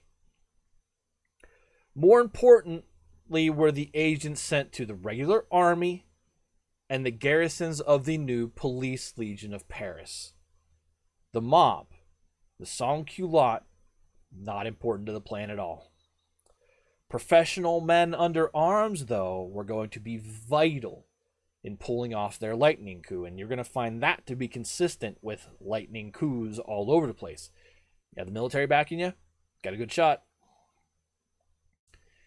If the conspiracy of equals could turn the men guarding the Directory against the Directory, it might actually work. So take a step back at this moment. This had never been done before. Trying to turn the armed services of the government directly against the government in a coup. You could look everywhere in history since this point and go, this has been done a million times since then. Sometimes it works, sometimes it doesn't. But it's blueprinted here. Now, the regular soldiers that were camped in Paris, remember the Directory had been, bringing in, the convention had brought in troops to shore up the transition. They were camped out in the Champ de Mars, and they were a pretty tough group to crack. But it turned out that some of the men in the new police legion, because it's really new, were open to being persuaded. So what is the new police legion that you have never heard about before, you might ask? Well, okay, so the first question after any coup attempt should be, where does the military stand on the issue? Always, yes, you're correct. So what is this new police legion I've never mentioned before, you might ask? So remember, after the convention started disarming the Paris left and then the Paris right and shutting down their locally controlled National Guard units, there needed to be some sort of force in the capital to keep order that wasn't the sectionally controlled National Guard units. So the convention, prior to the Directory, had formed a new police legion of about 7,000 strong that was controlled by the central government, not by the people of Paris. Clearly, though, the loyalty of these men has not settled in yet, and so when the agents of the conspiracy of equals came sniffing around, there was some positive interest from some of them. But sadly for Babeuf, there won't nearly be enough interest. One of the main problems for the conspiracy of equals is that they simply did not have the financial resources needed to bribe the people they needed to bribe in order to induce a full-blown arms-supported mutiny of the government. By early April 1796, word was not only leaking all around Paris that something was up, but the people of Paris were genuinely getting excited about Babeuf and his call for equal distribution of food. Facing its very first real crisis, the Directory was flat out paralyzed. Roussel was afraid of cracking down too hard on the left because he was still more personally concerned about the right. He had Vendémiaire in his head. Meanwhile, Barras was actually taking private meetings with some of the men connected to the conspiracy, which he later claimed was just to talk them out of doing something stupid. But the guys he was meeting with reported that Barras had actually offered to put himself at the head of their people, of their cabal, or at the very least, allow himself to be taken as a hostage, a point of leverage for them to get what they wanted. Among the directors, the one guy who was absolutely resolute was Lazar Carnot, and he wanted to crush the conspiracy before it got off the ground, and that's exactly what the Directory did. On April 16th, at Carnot's insistence, the Directory decreed that advocating either a return to the monarchy or advocating for the institution of the Constitution of 1793 was now a capital offense, meaning you could be executed for it. Then Carnot moved on the police legion because he was not stupid. I told you, the guy is real smart. He instantly suspected them of being compromised. Carnot just dismantles the police legion and transfers all police authority they used to hold directly to the regular army, which is far more loyal and more loyal to him. He took the police legion and sent them to the front lines of the war to serve as an infantry brigade. Just got them out of Paris. So far more terrified of the idea of being sent to the front than they were ever supportive of the conspiracy of equals, 3 battalions within the police legion mutinied and declared themselves for Babeuf.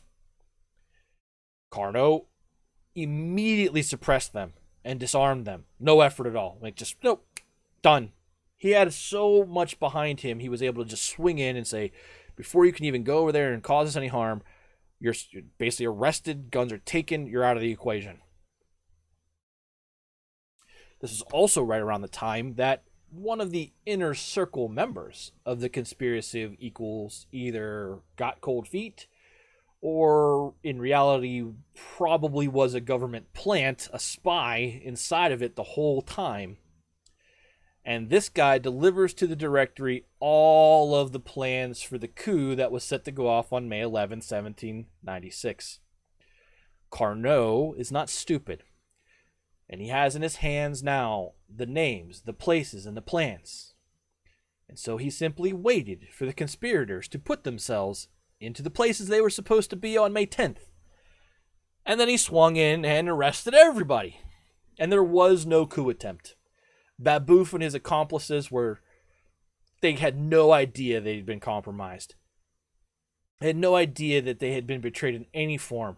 And the crackdowns, the raids, the arrests, it caught all of them by surprise. They were all just like flat-footed when the troops came in the door. And so the conspiracy of equals was completely broken.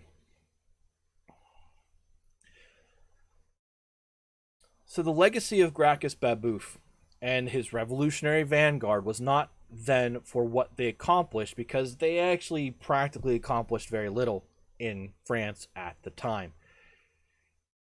It was what they had aimed to accomplish and the way they had tried to accomplish it that is going to ripple through history.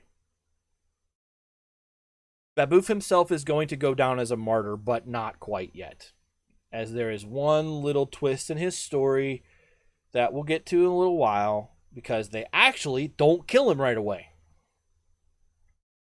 Some of his accomplices were not killed at all, and they would go on to spread the memories and ideals and strategies which they had come up with for their attempted coup in 1796. These guys would go on to influence people outside of France, German philosophers, who would then in turn influence Marx, who would then influence Lenin.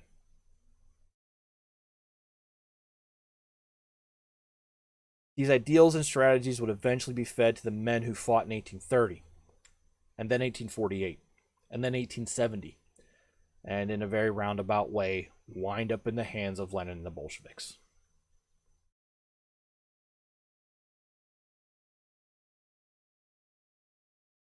So while we focused on the drama in Paris again this week, and the continuing economic crisis, we have again been ignoring the war fronts. So next episode, we will double back, deal with the French army's now struggles. Yes, struggles along the Rhine. And the perfidy of General Remember Pichegru, to clonk that follow button. the successes of General Hoche in the final suppression of the Vendée uprising. And I mean final, like done, no more problems out there. And then, of course, we're eventually going to come back around to now General Bonaparte. 26, 27 years old. Over in Italy. So he can start his tear through the city-states there before he makes his historic march on a fort known as Mantua. And that is episode 1.36. Hopefully you have found it informative, entertaining, and maybe it's opened your eyes a little bit to how far back some of those things in the modern world that we know, they're born in history a long time ago. I know that the levee en masse was the big thing I needed to cover in the French Revolution to talk about the current military-industrial state we all live in. This also has a huge amount to do with what actually is socialism, anarchism, and communism. Communism as defined by the Cold War is not communism. Stalinism is not communism. It's a perversion of the concept to be a dictatorship. What communism, what equalitarianism is very different. Season 6, if that's the one if that's the number for that one, Terry, for sure. The revolutions of 1848 will be an interesting time because I'm immediately going to use them to pivot into who is Marx, what is the International Working Men's Association, and things like that, and use that to take us into the 20th century while mentioning a few things along the way, the Franco-Prussian War, etc. But we have a quiz, as always, at the end of the episode. There is one question in here I would ask everyone to answer because it's going to help me down the road. It'll help me understand where your understanding is of things. So I would take an attempt, take as much time as you need when we get to the last question of the quiz. But otherwise, it's exclamation point answer, space, and your answer as soon as the question's on the board in front of you on the screen. That answer goes into a text file. We'll bring them up one at a time. You get it right, you get in the ballpark of right. We're going to give you a point. You get it wrong, nothing happens to you. We have a running leaderboard throughout the season. The leader at the end of the season, which will end at the end of the French Revolution now, gets to pick a piece of swag from the store or just donate that money back into charity. And don't use the word boy or fix with 2 X's in your answer because it'll trigger different commands. Everybody can play, as Gilly just said. So let's go over the quiz. Thank you for your time and attention tonight. And let's go have some fun as we round out the episode, as always, with a check on how much you learned.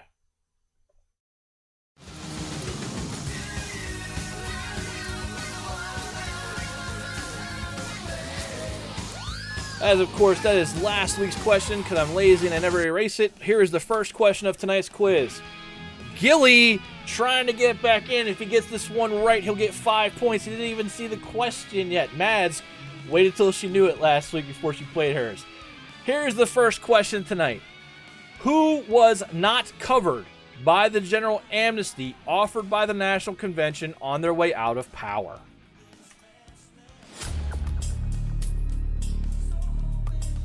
Mads Smart.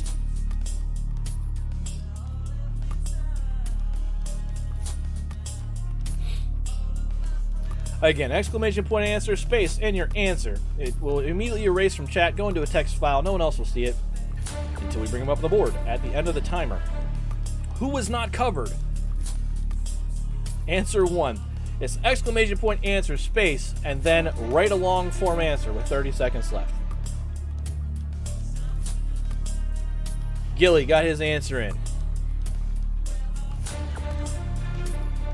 Ah, says Terry with 20 seconds left.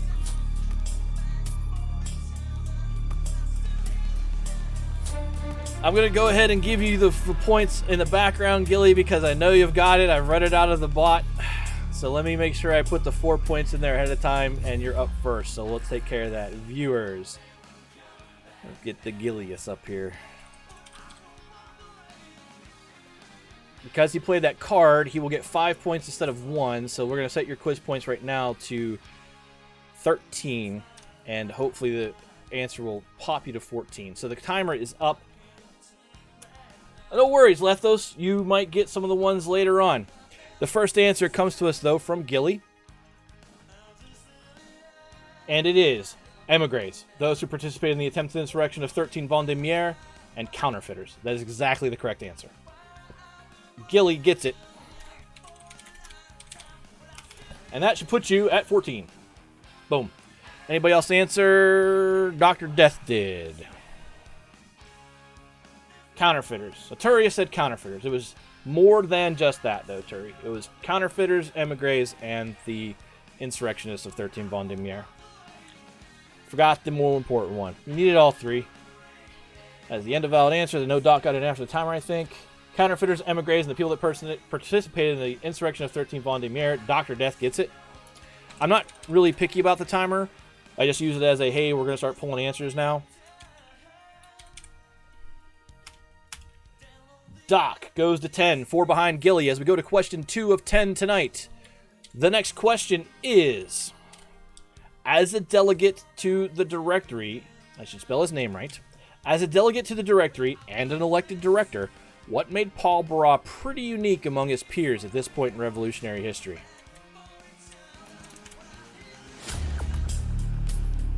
As a delegate to the directory and an elected director, what made Paul Barras pretty unique among his peers at this point in revolutionary history? This one should be pretty easy.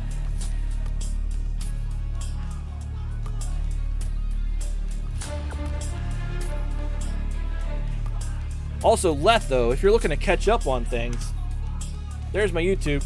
I don't save things on Twitch because I don't feel like dealing with DMCA stuff. So you can catch there's a full playlist of everything French Revolution. All 35 prior episodes are there. Gilly is in. Mads is in. 15 seconds left.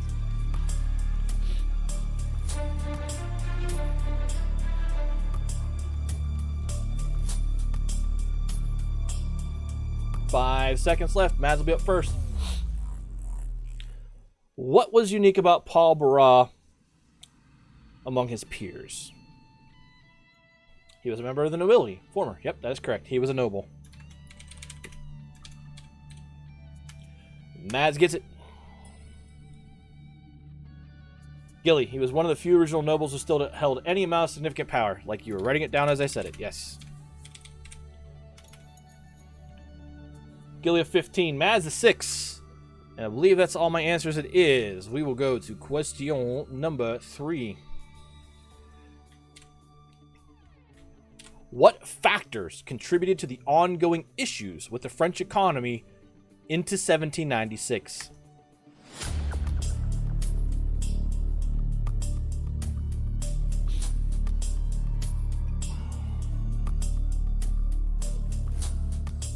What factors contribute to the ongoing issues with the French economy into 1796?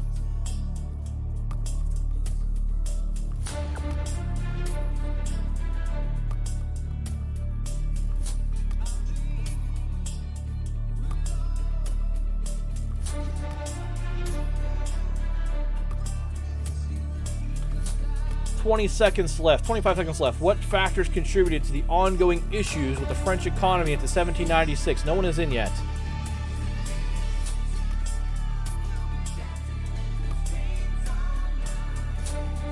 $10 seconds. Gilly is in. 5 seconds. I'll take some answers after the buzzer. As long as we don't finish with Gilly's answers first. If you're typing, try to finish it up. Gilly's answer is, I'll read my answer first. The government kept printing worthless money. The harvest of 1795 had been poor. The general maximum was no longer in place to control prices. And hard currency reserves of the nation were gone. I saw Mads and Doc come in there too. First answer is from Gilly. A terrible winter led to a terrible harvest. Starvation, the océan was basically worth nothing. The general maximum was no longer in place to protect pricing. You got the gist of it. You got enough of it. It was the big thing is they just kept printing océan. They had nothing to back it. The big other thing was there was no hard specie left in the actual currency reserves of the country. But we will give it to you.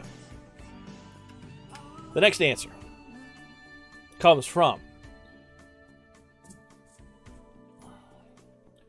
Matt. Devaluation of paper money and distrust of hard currency. Those are two good points, yes. And I mentioned both of those.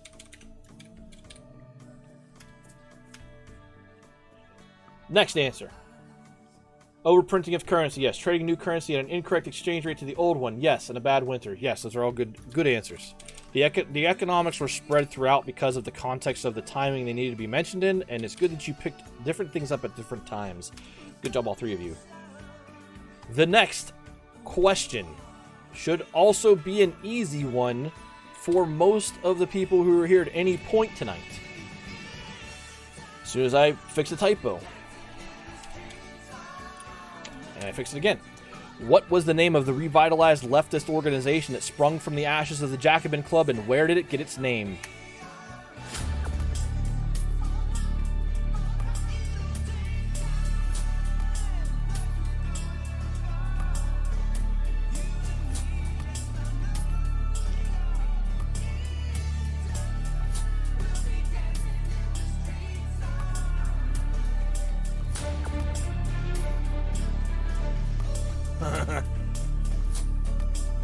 What was the name of the revitalized leftist organization that sprung from the ashes of the Jacobin Club, and where did it get its name? Mads is in. Gilly is in with 25 seconds left. Dr. Death is in.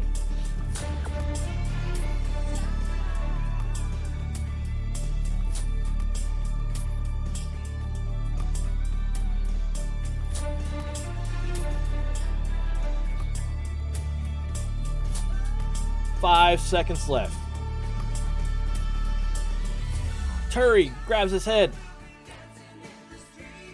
My answer is the Pantheon Club, obviously, right? Because they met real close, like across the street from the actual French Pantheon. That's why they're called that. Gilly says, the Pantheon Club, they got it from the place they commonly met at. Yes, because it was right across the street from the Pantheon. I'm glad to have you along for the ride, Lethos. Every Saturday at 7 p.m. Eastern Time, pretty much like clockwork. If you want to know for sure, join the Discord. And I have a channel in there called Fixer Industries. I usually give updates on progress of the episode throughout the week, so people know I feel like I'm going to be able to make it, because they're usually around 15 pages written. But yeah, I'm glad you're here for the ride. I'm glad you're enjoying it. Anybody who enjoys history and wants to be a part of what we're doing here, I'm more than happy to have you. Gilly got it. I gave you the point. The next answer comes from Mads, I think. The Pantheon Club from the French Pantheon. Yeah, right across the street. Got it.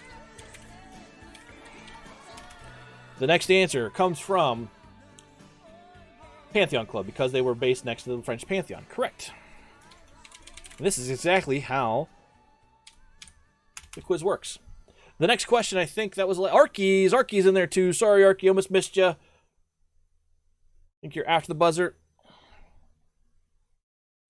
Pantheon in the cemetery where the revolutionaries were buried. Nope. Well, yeah, that's the cemetery where the great revolutionaries were buried. Yeah, I see what you're saying.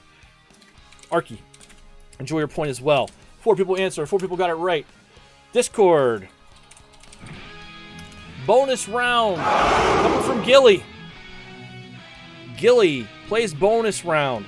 Oh, boy, what a question to play this one on. Gilly trying to catch up to Rocket. Why is Gracchus Babeuf considered by historians to be a proto-communist? I'll be picky about this answer because I made the distinction very explicitly.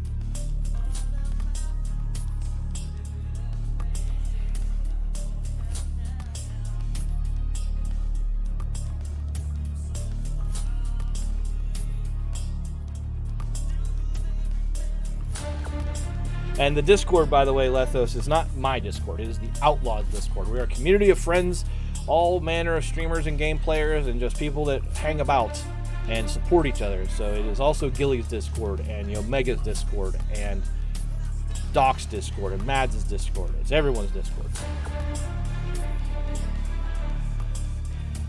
Why is Gracchus Babeuf?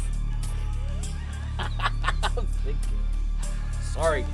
You can take a little bit extra time on it. Again, I'll take the answer after the buzzer. I don't have anybody in yet. This could have been a poli-sci class tonight. Time is up. No one's in yet. Gilly is in. Turi is in.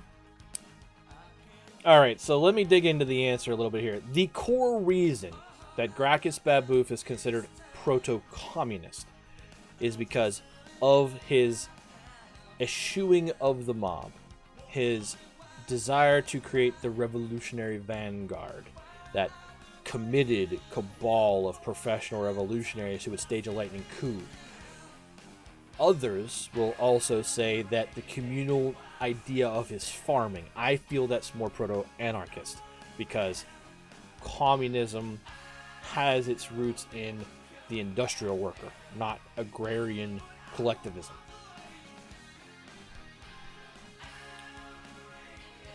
Gilly's answer. No one answered by the buzzer.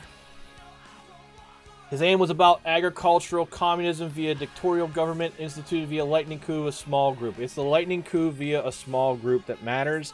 Historians would agree with you. I don't agree with the agricultural communism point, but that's why I said historians. So I will give it to Gilly after I go back in and give him more points, because I need to give him 4 more under the table to make sure it comes out at 5.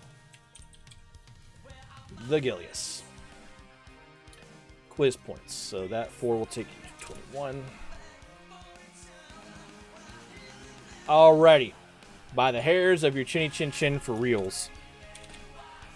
Gilly closes the gap on Rocket to 3 points. The next answer comes from Turi. His ideals pointed toward a larger commune where land production is nationalized and distributed among all people. All stomachs are equal. That is one aspect, but not the most important aspect. The important aspect is that cabal of dedicated revolutionaries to inspire the top-down lightning coup. That is the communist notion. That is the Marxist communist notion that is the most important. So if you'd gotten both, I'd have given it to you, but you didn't get what I believe to be the most important part, so yeah. Anybody else answering there? Terry was the last one. No. The next question is, and again, wording matters. What about Babeuf's program is expressly not communist, but more anarchist in its approach?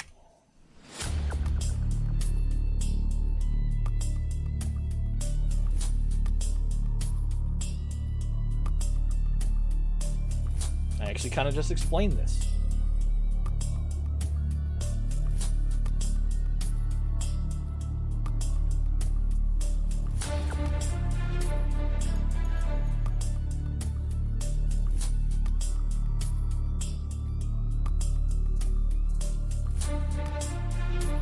By the way, Mom said again this week to me, after I let her read the section on Babeuf when I was doing the washer install, that I should just go test out of the history degree at this point. And I laughed at her. Lethos with the sub! Thank you very much. Enjoy the emotes. That money will actually go to support Ukrainian Red Cross, as all of the subs, bits, and Streamlabs cards do right now. I don't keep it.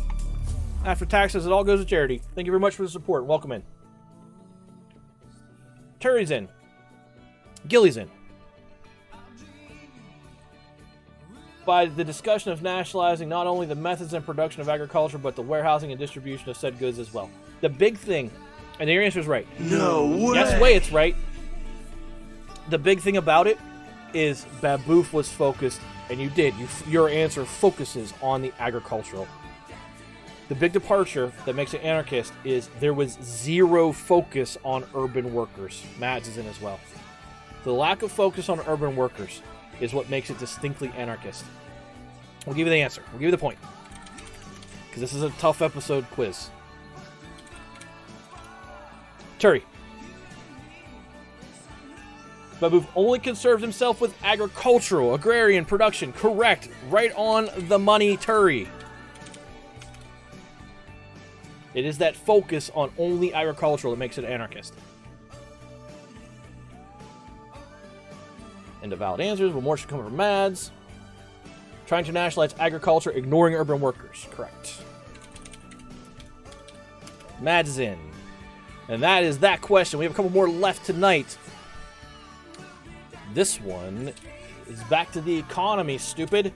Why? What was the attempted replacement for the assignat as a revolutionary currency in France, and why was it doomed to failure? What was the attempted replacement for the assignat as currency in revolutionary France, and why was it doomed to failure? We have 3 questions left at the end of this. One of this is a long-form opinion like usual. More, not opinion, but more of a taking a temperature, like a pretest question.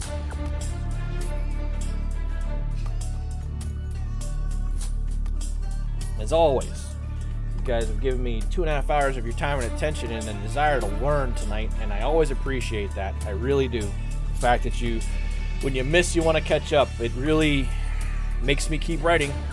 The new writing schedule is going very well. I'm able to kick out the episode by Wednesday most days. So thank you all for being here, as always. Really encourages me to keep going, given the participation in chat, the questions, the weekly we have conversations in Dustin Stream about what I talk about here. So, as always, thank you very much. You're welcome, Skinja. All right. Mads has redeemed 2 heads with Gilly, so if Gilly gets it right, Mads gets a point as well. So here we go. Answers are in from Only Gilly.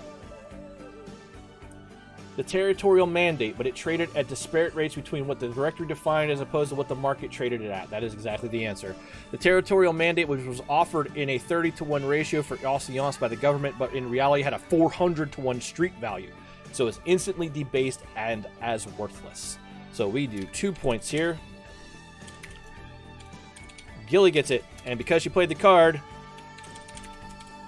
Mads gets it. You guys go up there? Did Mads go up? Double check me. I wasn't watching.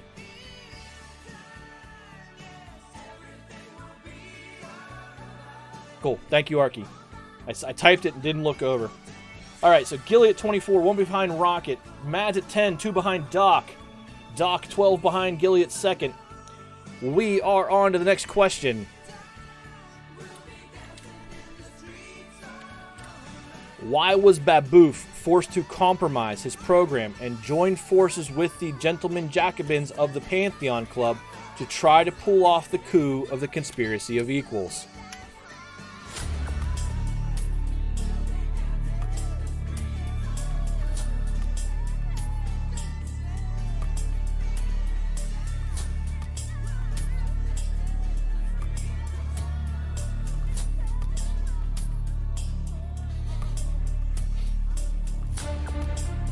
By the way, there's no free pack available on tonight because I didn't put a thing in, but you can still go to that link. There are still like 28 or so free packs of cards for heavy metal history out there, thanks to a gift from Mads. There were 28 a couple days ago. You can get 1 free pack a day off that gift until they're all gone.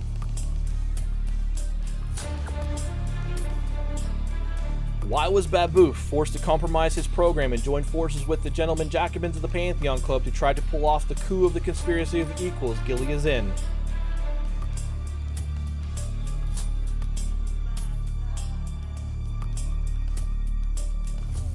My answer is much shorter than Gilly's. My answer: he needed money and people in order to pull off his aims. Gilly's answer: there were not enough committed hardcore members of the Conspiracy of Equals to pull off a coup, so he had to appeal to a larger group of Jacobins by compromising on his ideals. Yep. He needed the people. He needed the money.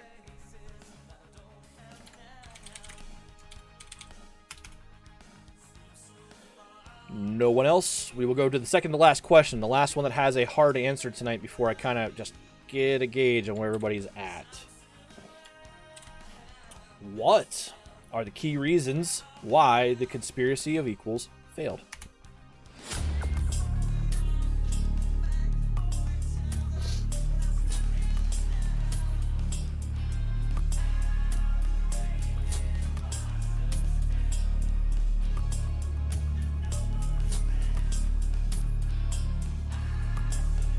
What are the key reasons why the Conspiracy of Equals failed?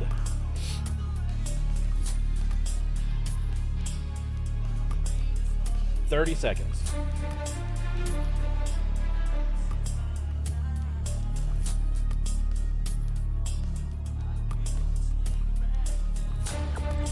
Gilly is in. Skinja is in.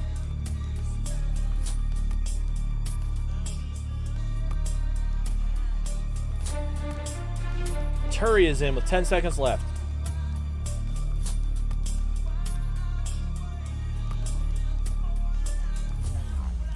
Mads is in. Time expires. My answer.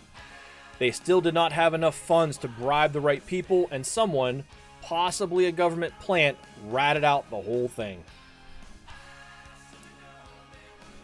Gilly said they did not have enough money to bribe the officials. They needed to pull it off, and they were ratted. They were betrayed. Yep, that's the answer. Betrayed by a member of the conspiracy who delivered the plans to the directory. That is the answer. Next response comes from Skinja, I think. It didn't have support of the people. Nope, absolutely had nothing to do with the support of the people. The mob was eschewed as a part of Babeuf's plan of a committed core group of committed revolutionaries. That cabal, that vanguard. It doesn't need the mob. So that is not the answer. The next answer comes from Turi. They were caught in planning, and the director was able to stop it before it got off the ground. That is correct. They were caught in planning. They didn't have the money, but they were caught in planning. That is also correct. Fair enough. Guess away. I will always just give you the explanation as to why it's wrong afterwards, and that's just to make sure everyone knows. Always worth a shot. The next answer. Mads. Conspirators had a traitor who informed on their plans and locations. Correct. That is one of the reasons. Anybody else after Mads? I don't think so. Okay, the last question. This one Remember to is clonk that important. follow button. It's simply to give a gauge to me about where I need to set my baseline when we get to the point that this is going to be covered more in depth. What do you understand to be the base concepts of communism? Please answer, as this will help me form a basis of the explanations of it in future episodes. What do you understand to be the base concepts of communism? I've outlined some of them here tonight.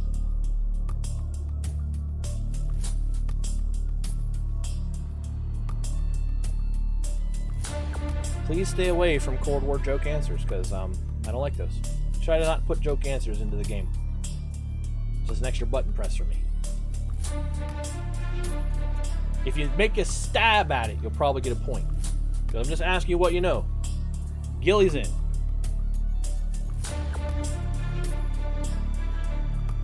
Who thought that I'd be asking this question at the end of an episode on the French Revolution?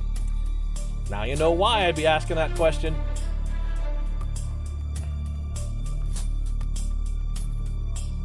Hi FBI and NSA, this is all for educational purposes. You're welcome. Gilly, keep rating everybody else. Turi's in. A little bit sooner than that, probably. Nationalizing the methods of production and distribution of commodity goods to all members of the commune. Marxist communism, yes. And nationalizing the methods is actually the means of production, and there is a difference. So get the idea of means of production in your head, because the word does matter. But nationalizing the means of production and distribution of commodity goods to all members equally in the commune. That is what communism is. Yep, method's the wrong word. And it may seem nitpicky, but when you dig into Marx's word choices, it's really specific. His definitions make it necessary to be nitpicky. Yep. You're correct, Gilly. Method is nationalizing patents. That's very much on track for what method means. Good. It means that you'll be following along very closely and well when we get to the post-1848 era. Anybody else throw an answer in there? Turius, let's give a point to Gilly for participating. There's your participation prize, and thank you very much. Mads is in as well. What did Turi say? Came in after the buzzer, no big deal. Workers taking the means of production so they can share in the profits of said production. That's more Leninist communism, yes. So they can share in the profits. More control. It's not just the profit, but they can control the distribution of those profits and also institute things like safety. That's very much in line with Lenin-era communist thinking. But yes, it's a good answer. Clean sweep. She's gonna come back and bark at you about using the cards.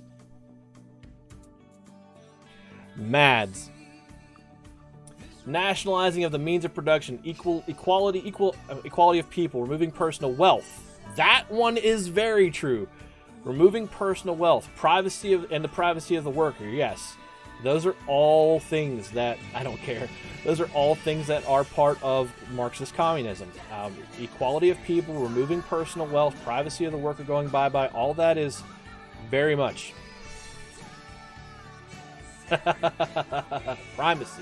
primacy of the worker. So you're saying you're not using that as an and. Okay, so you're saying the primacy of the worker, meaning in Lenin communist terms, the importance of or the central position of the skilled worker in the state apparatus. Yes, that's very much Lenin communist theory. All right, good. I am going to tear it all down and build it all back up for you guys when we get to communism, though. It's going to take a while. Communism and explaining it so that it's relevant to World War I discussion is the next big thing I'm afraid of ballooning, right? I feel like I need to take what I know and my references and whittle them down to a place that is digestible in maybe 5 episodes in terms of the theory and implementation of it, so that it isn't drone on for 30 episodes, because it could do that. It is a huge subject, yes. And I think what I might do is, at the end of the thing, when we're done with the Vietnam War, is circle back around and say, what the hell actually happened with communism? I'm more excited for you to go into communism than I ever thought I'd be.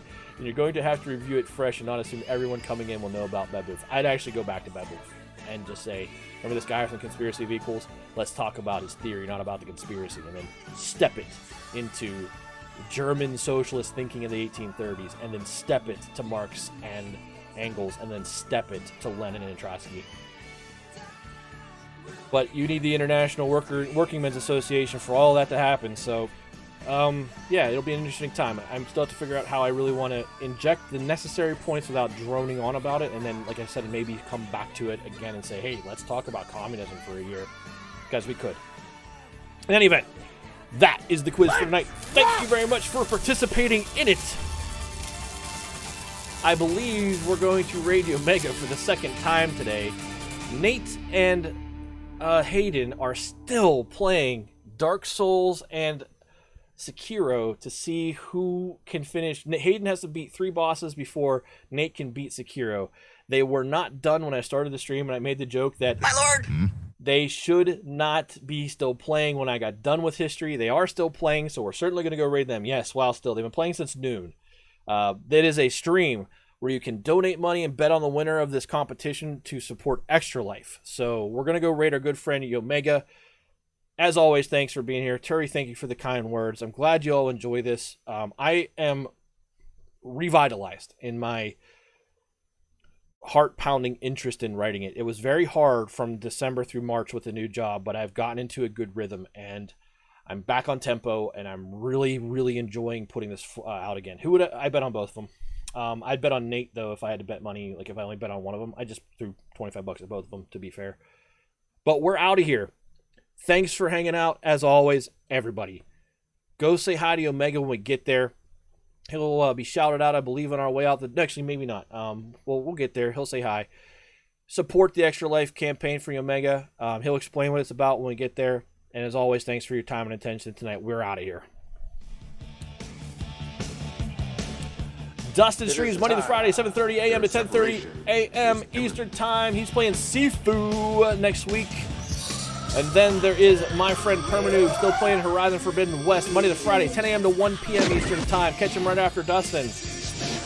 As well as my good friend Gilly, who I hope is streaming tomorrow night. Usually streams Sunday, Tuesday, Thursday, Friday at 6 p.m. to 8 p.m. Shame! Shame on you, Mads, in the middle of the outro. Shame on you. And then also is our good friend Intent Rocket. Shame! Tuesday, Thursday, and Saturday, she's got a mom recovering from a knee who is doing well. That's why she's not here tonight, but we missed her. Check out her streams as well, and then certainly check out CF Live, who's helped make some music for this stream. The intro, the BRB music that came out of his brain with the support of others like Max and our good friend Mr. Land Diggity, who is a musician, plays music sometimes, also plays video games with his friends Sundays, Wednesdays, and Thursdays, or when I see him most. Have a great night. I love you all. Thanks for being here. I'll talk to you all later. Go see Omega.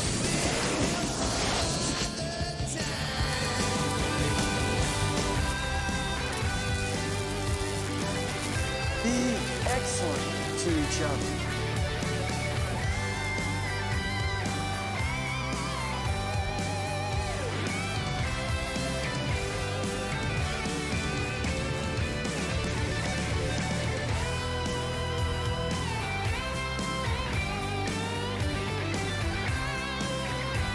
My lord? No.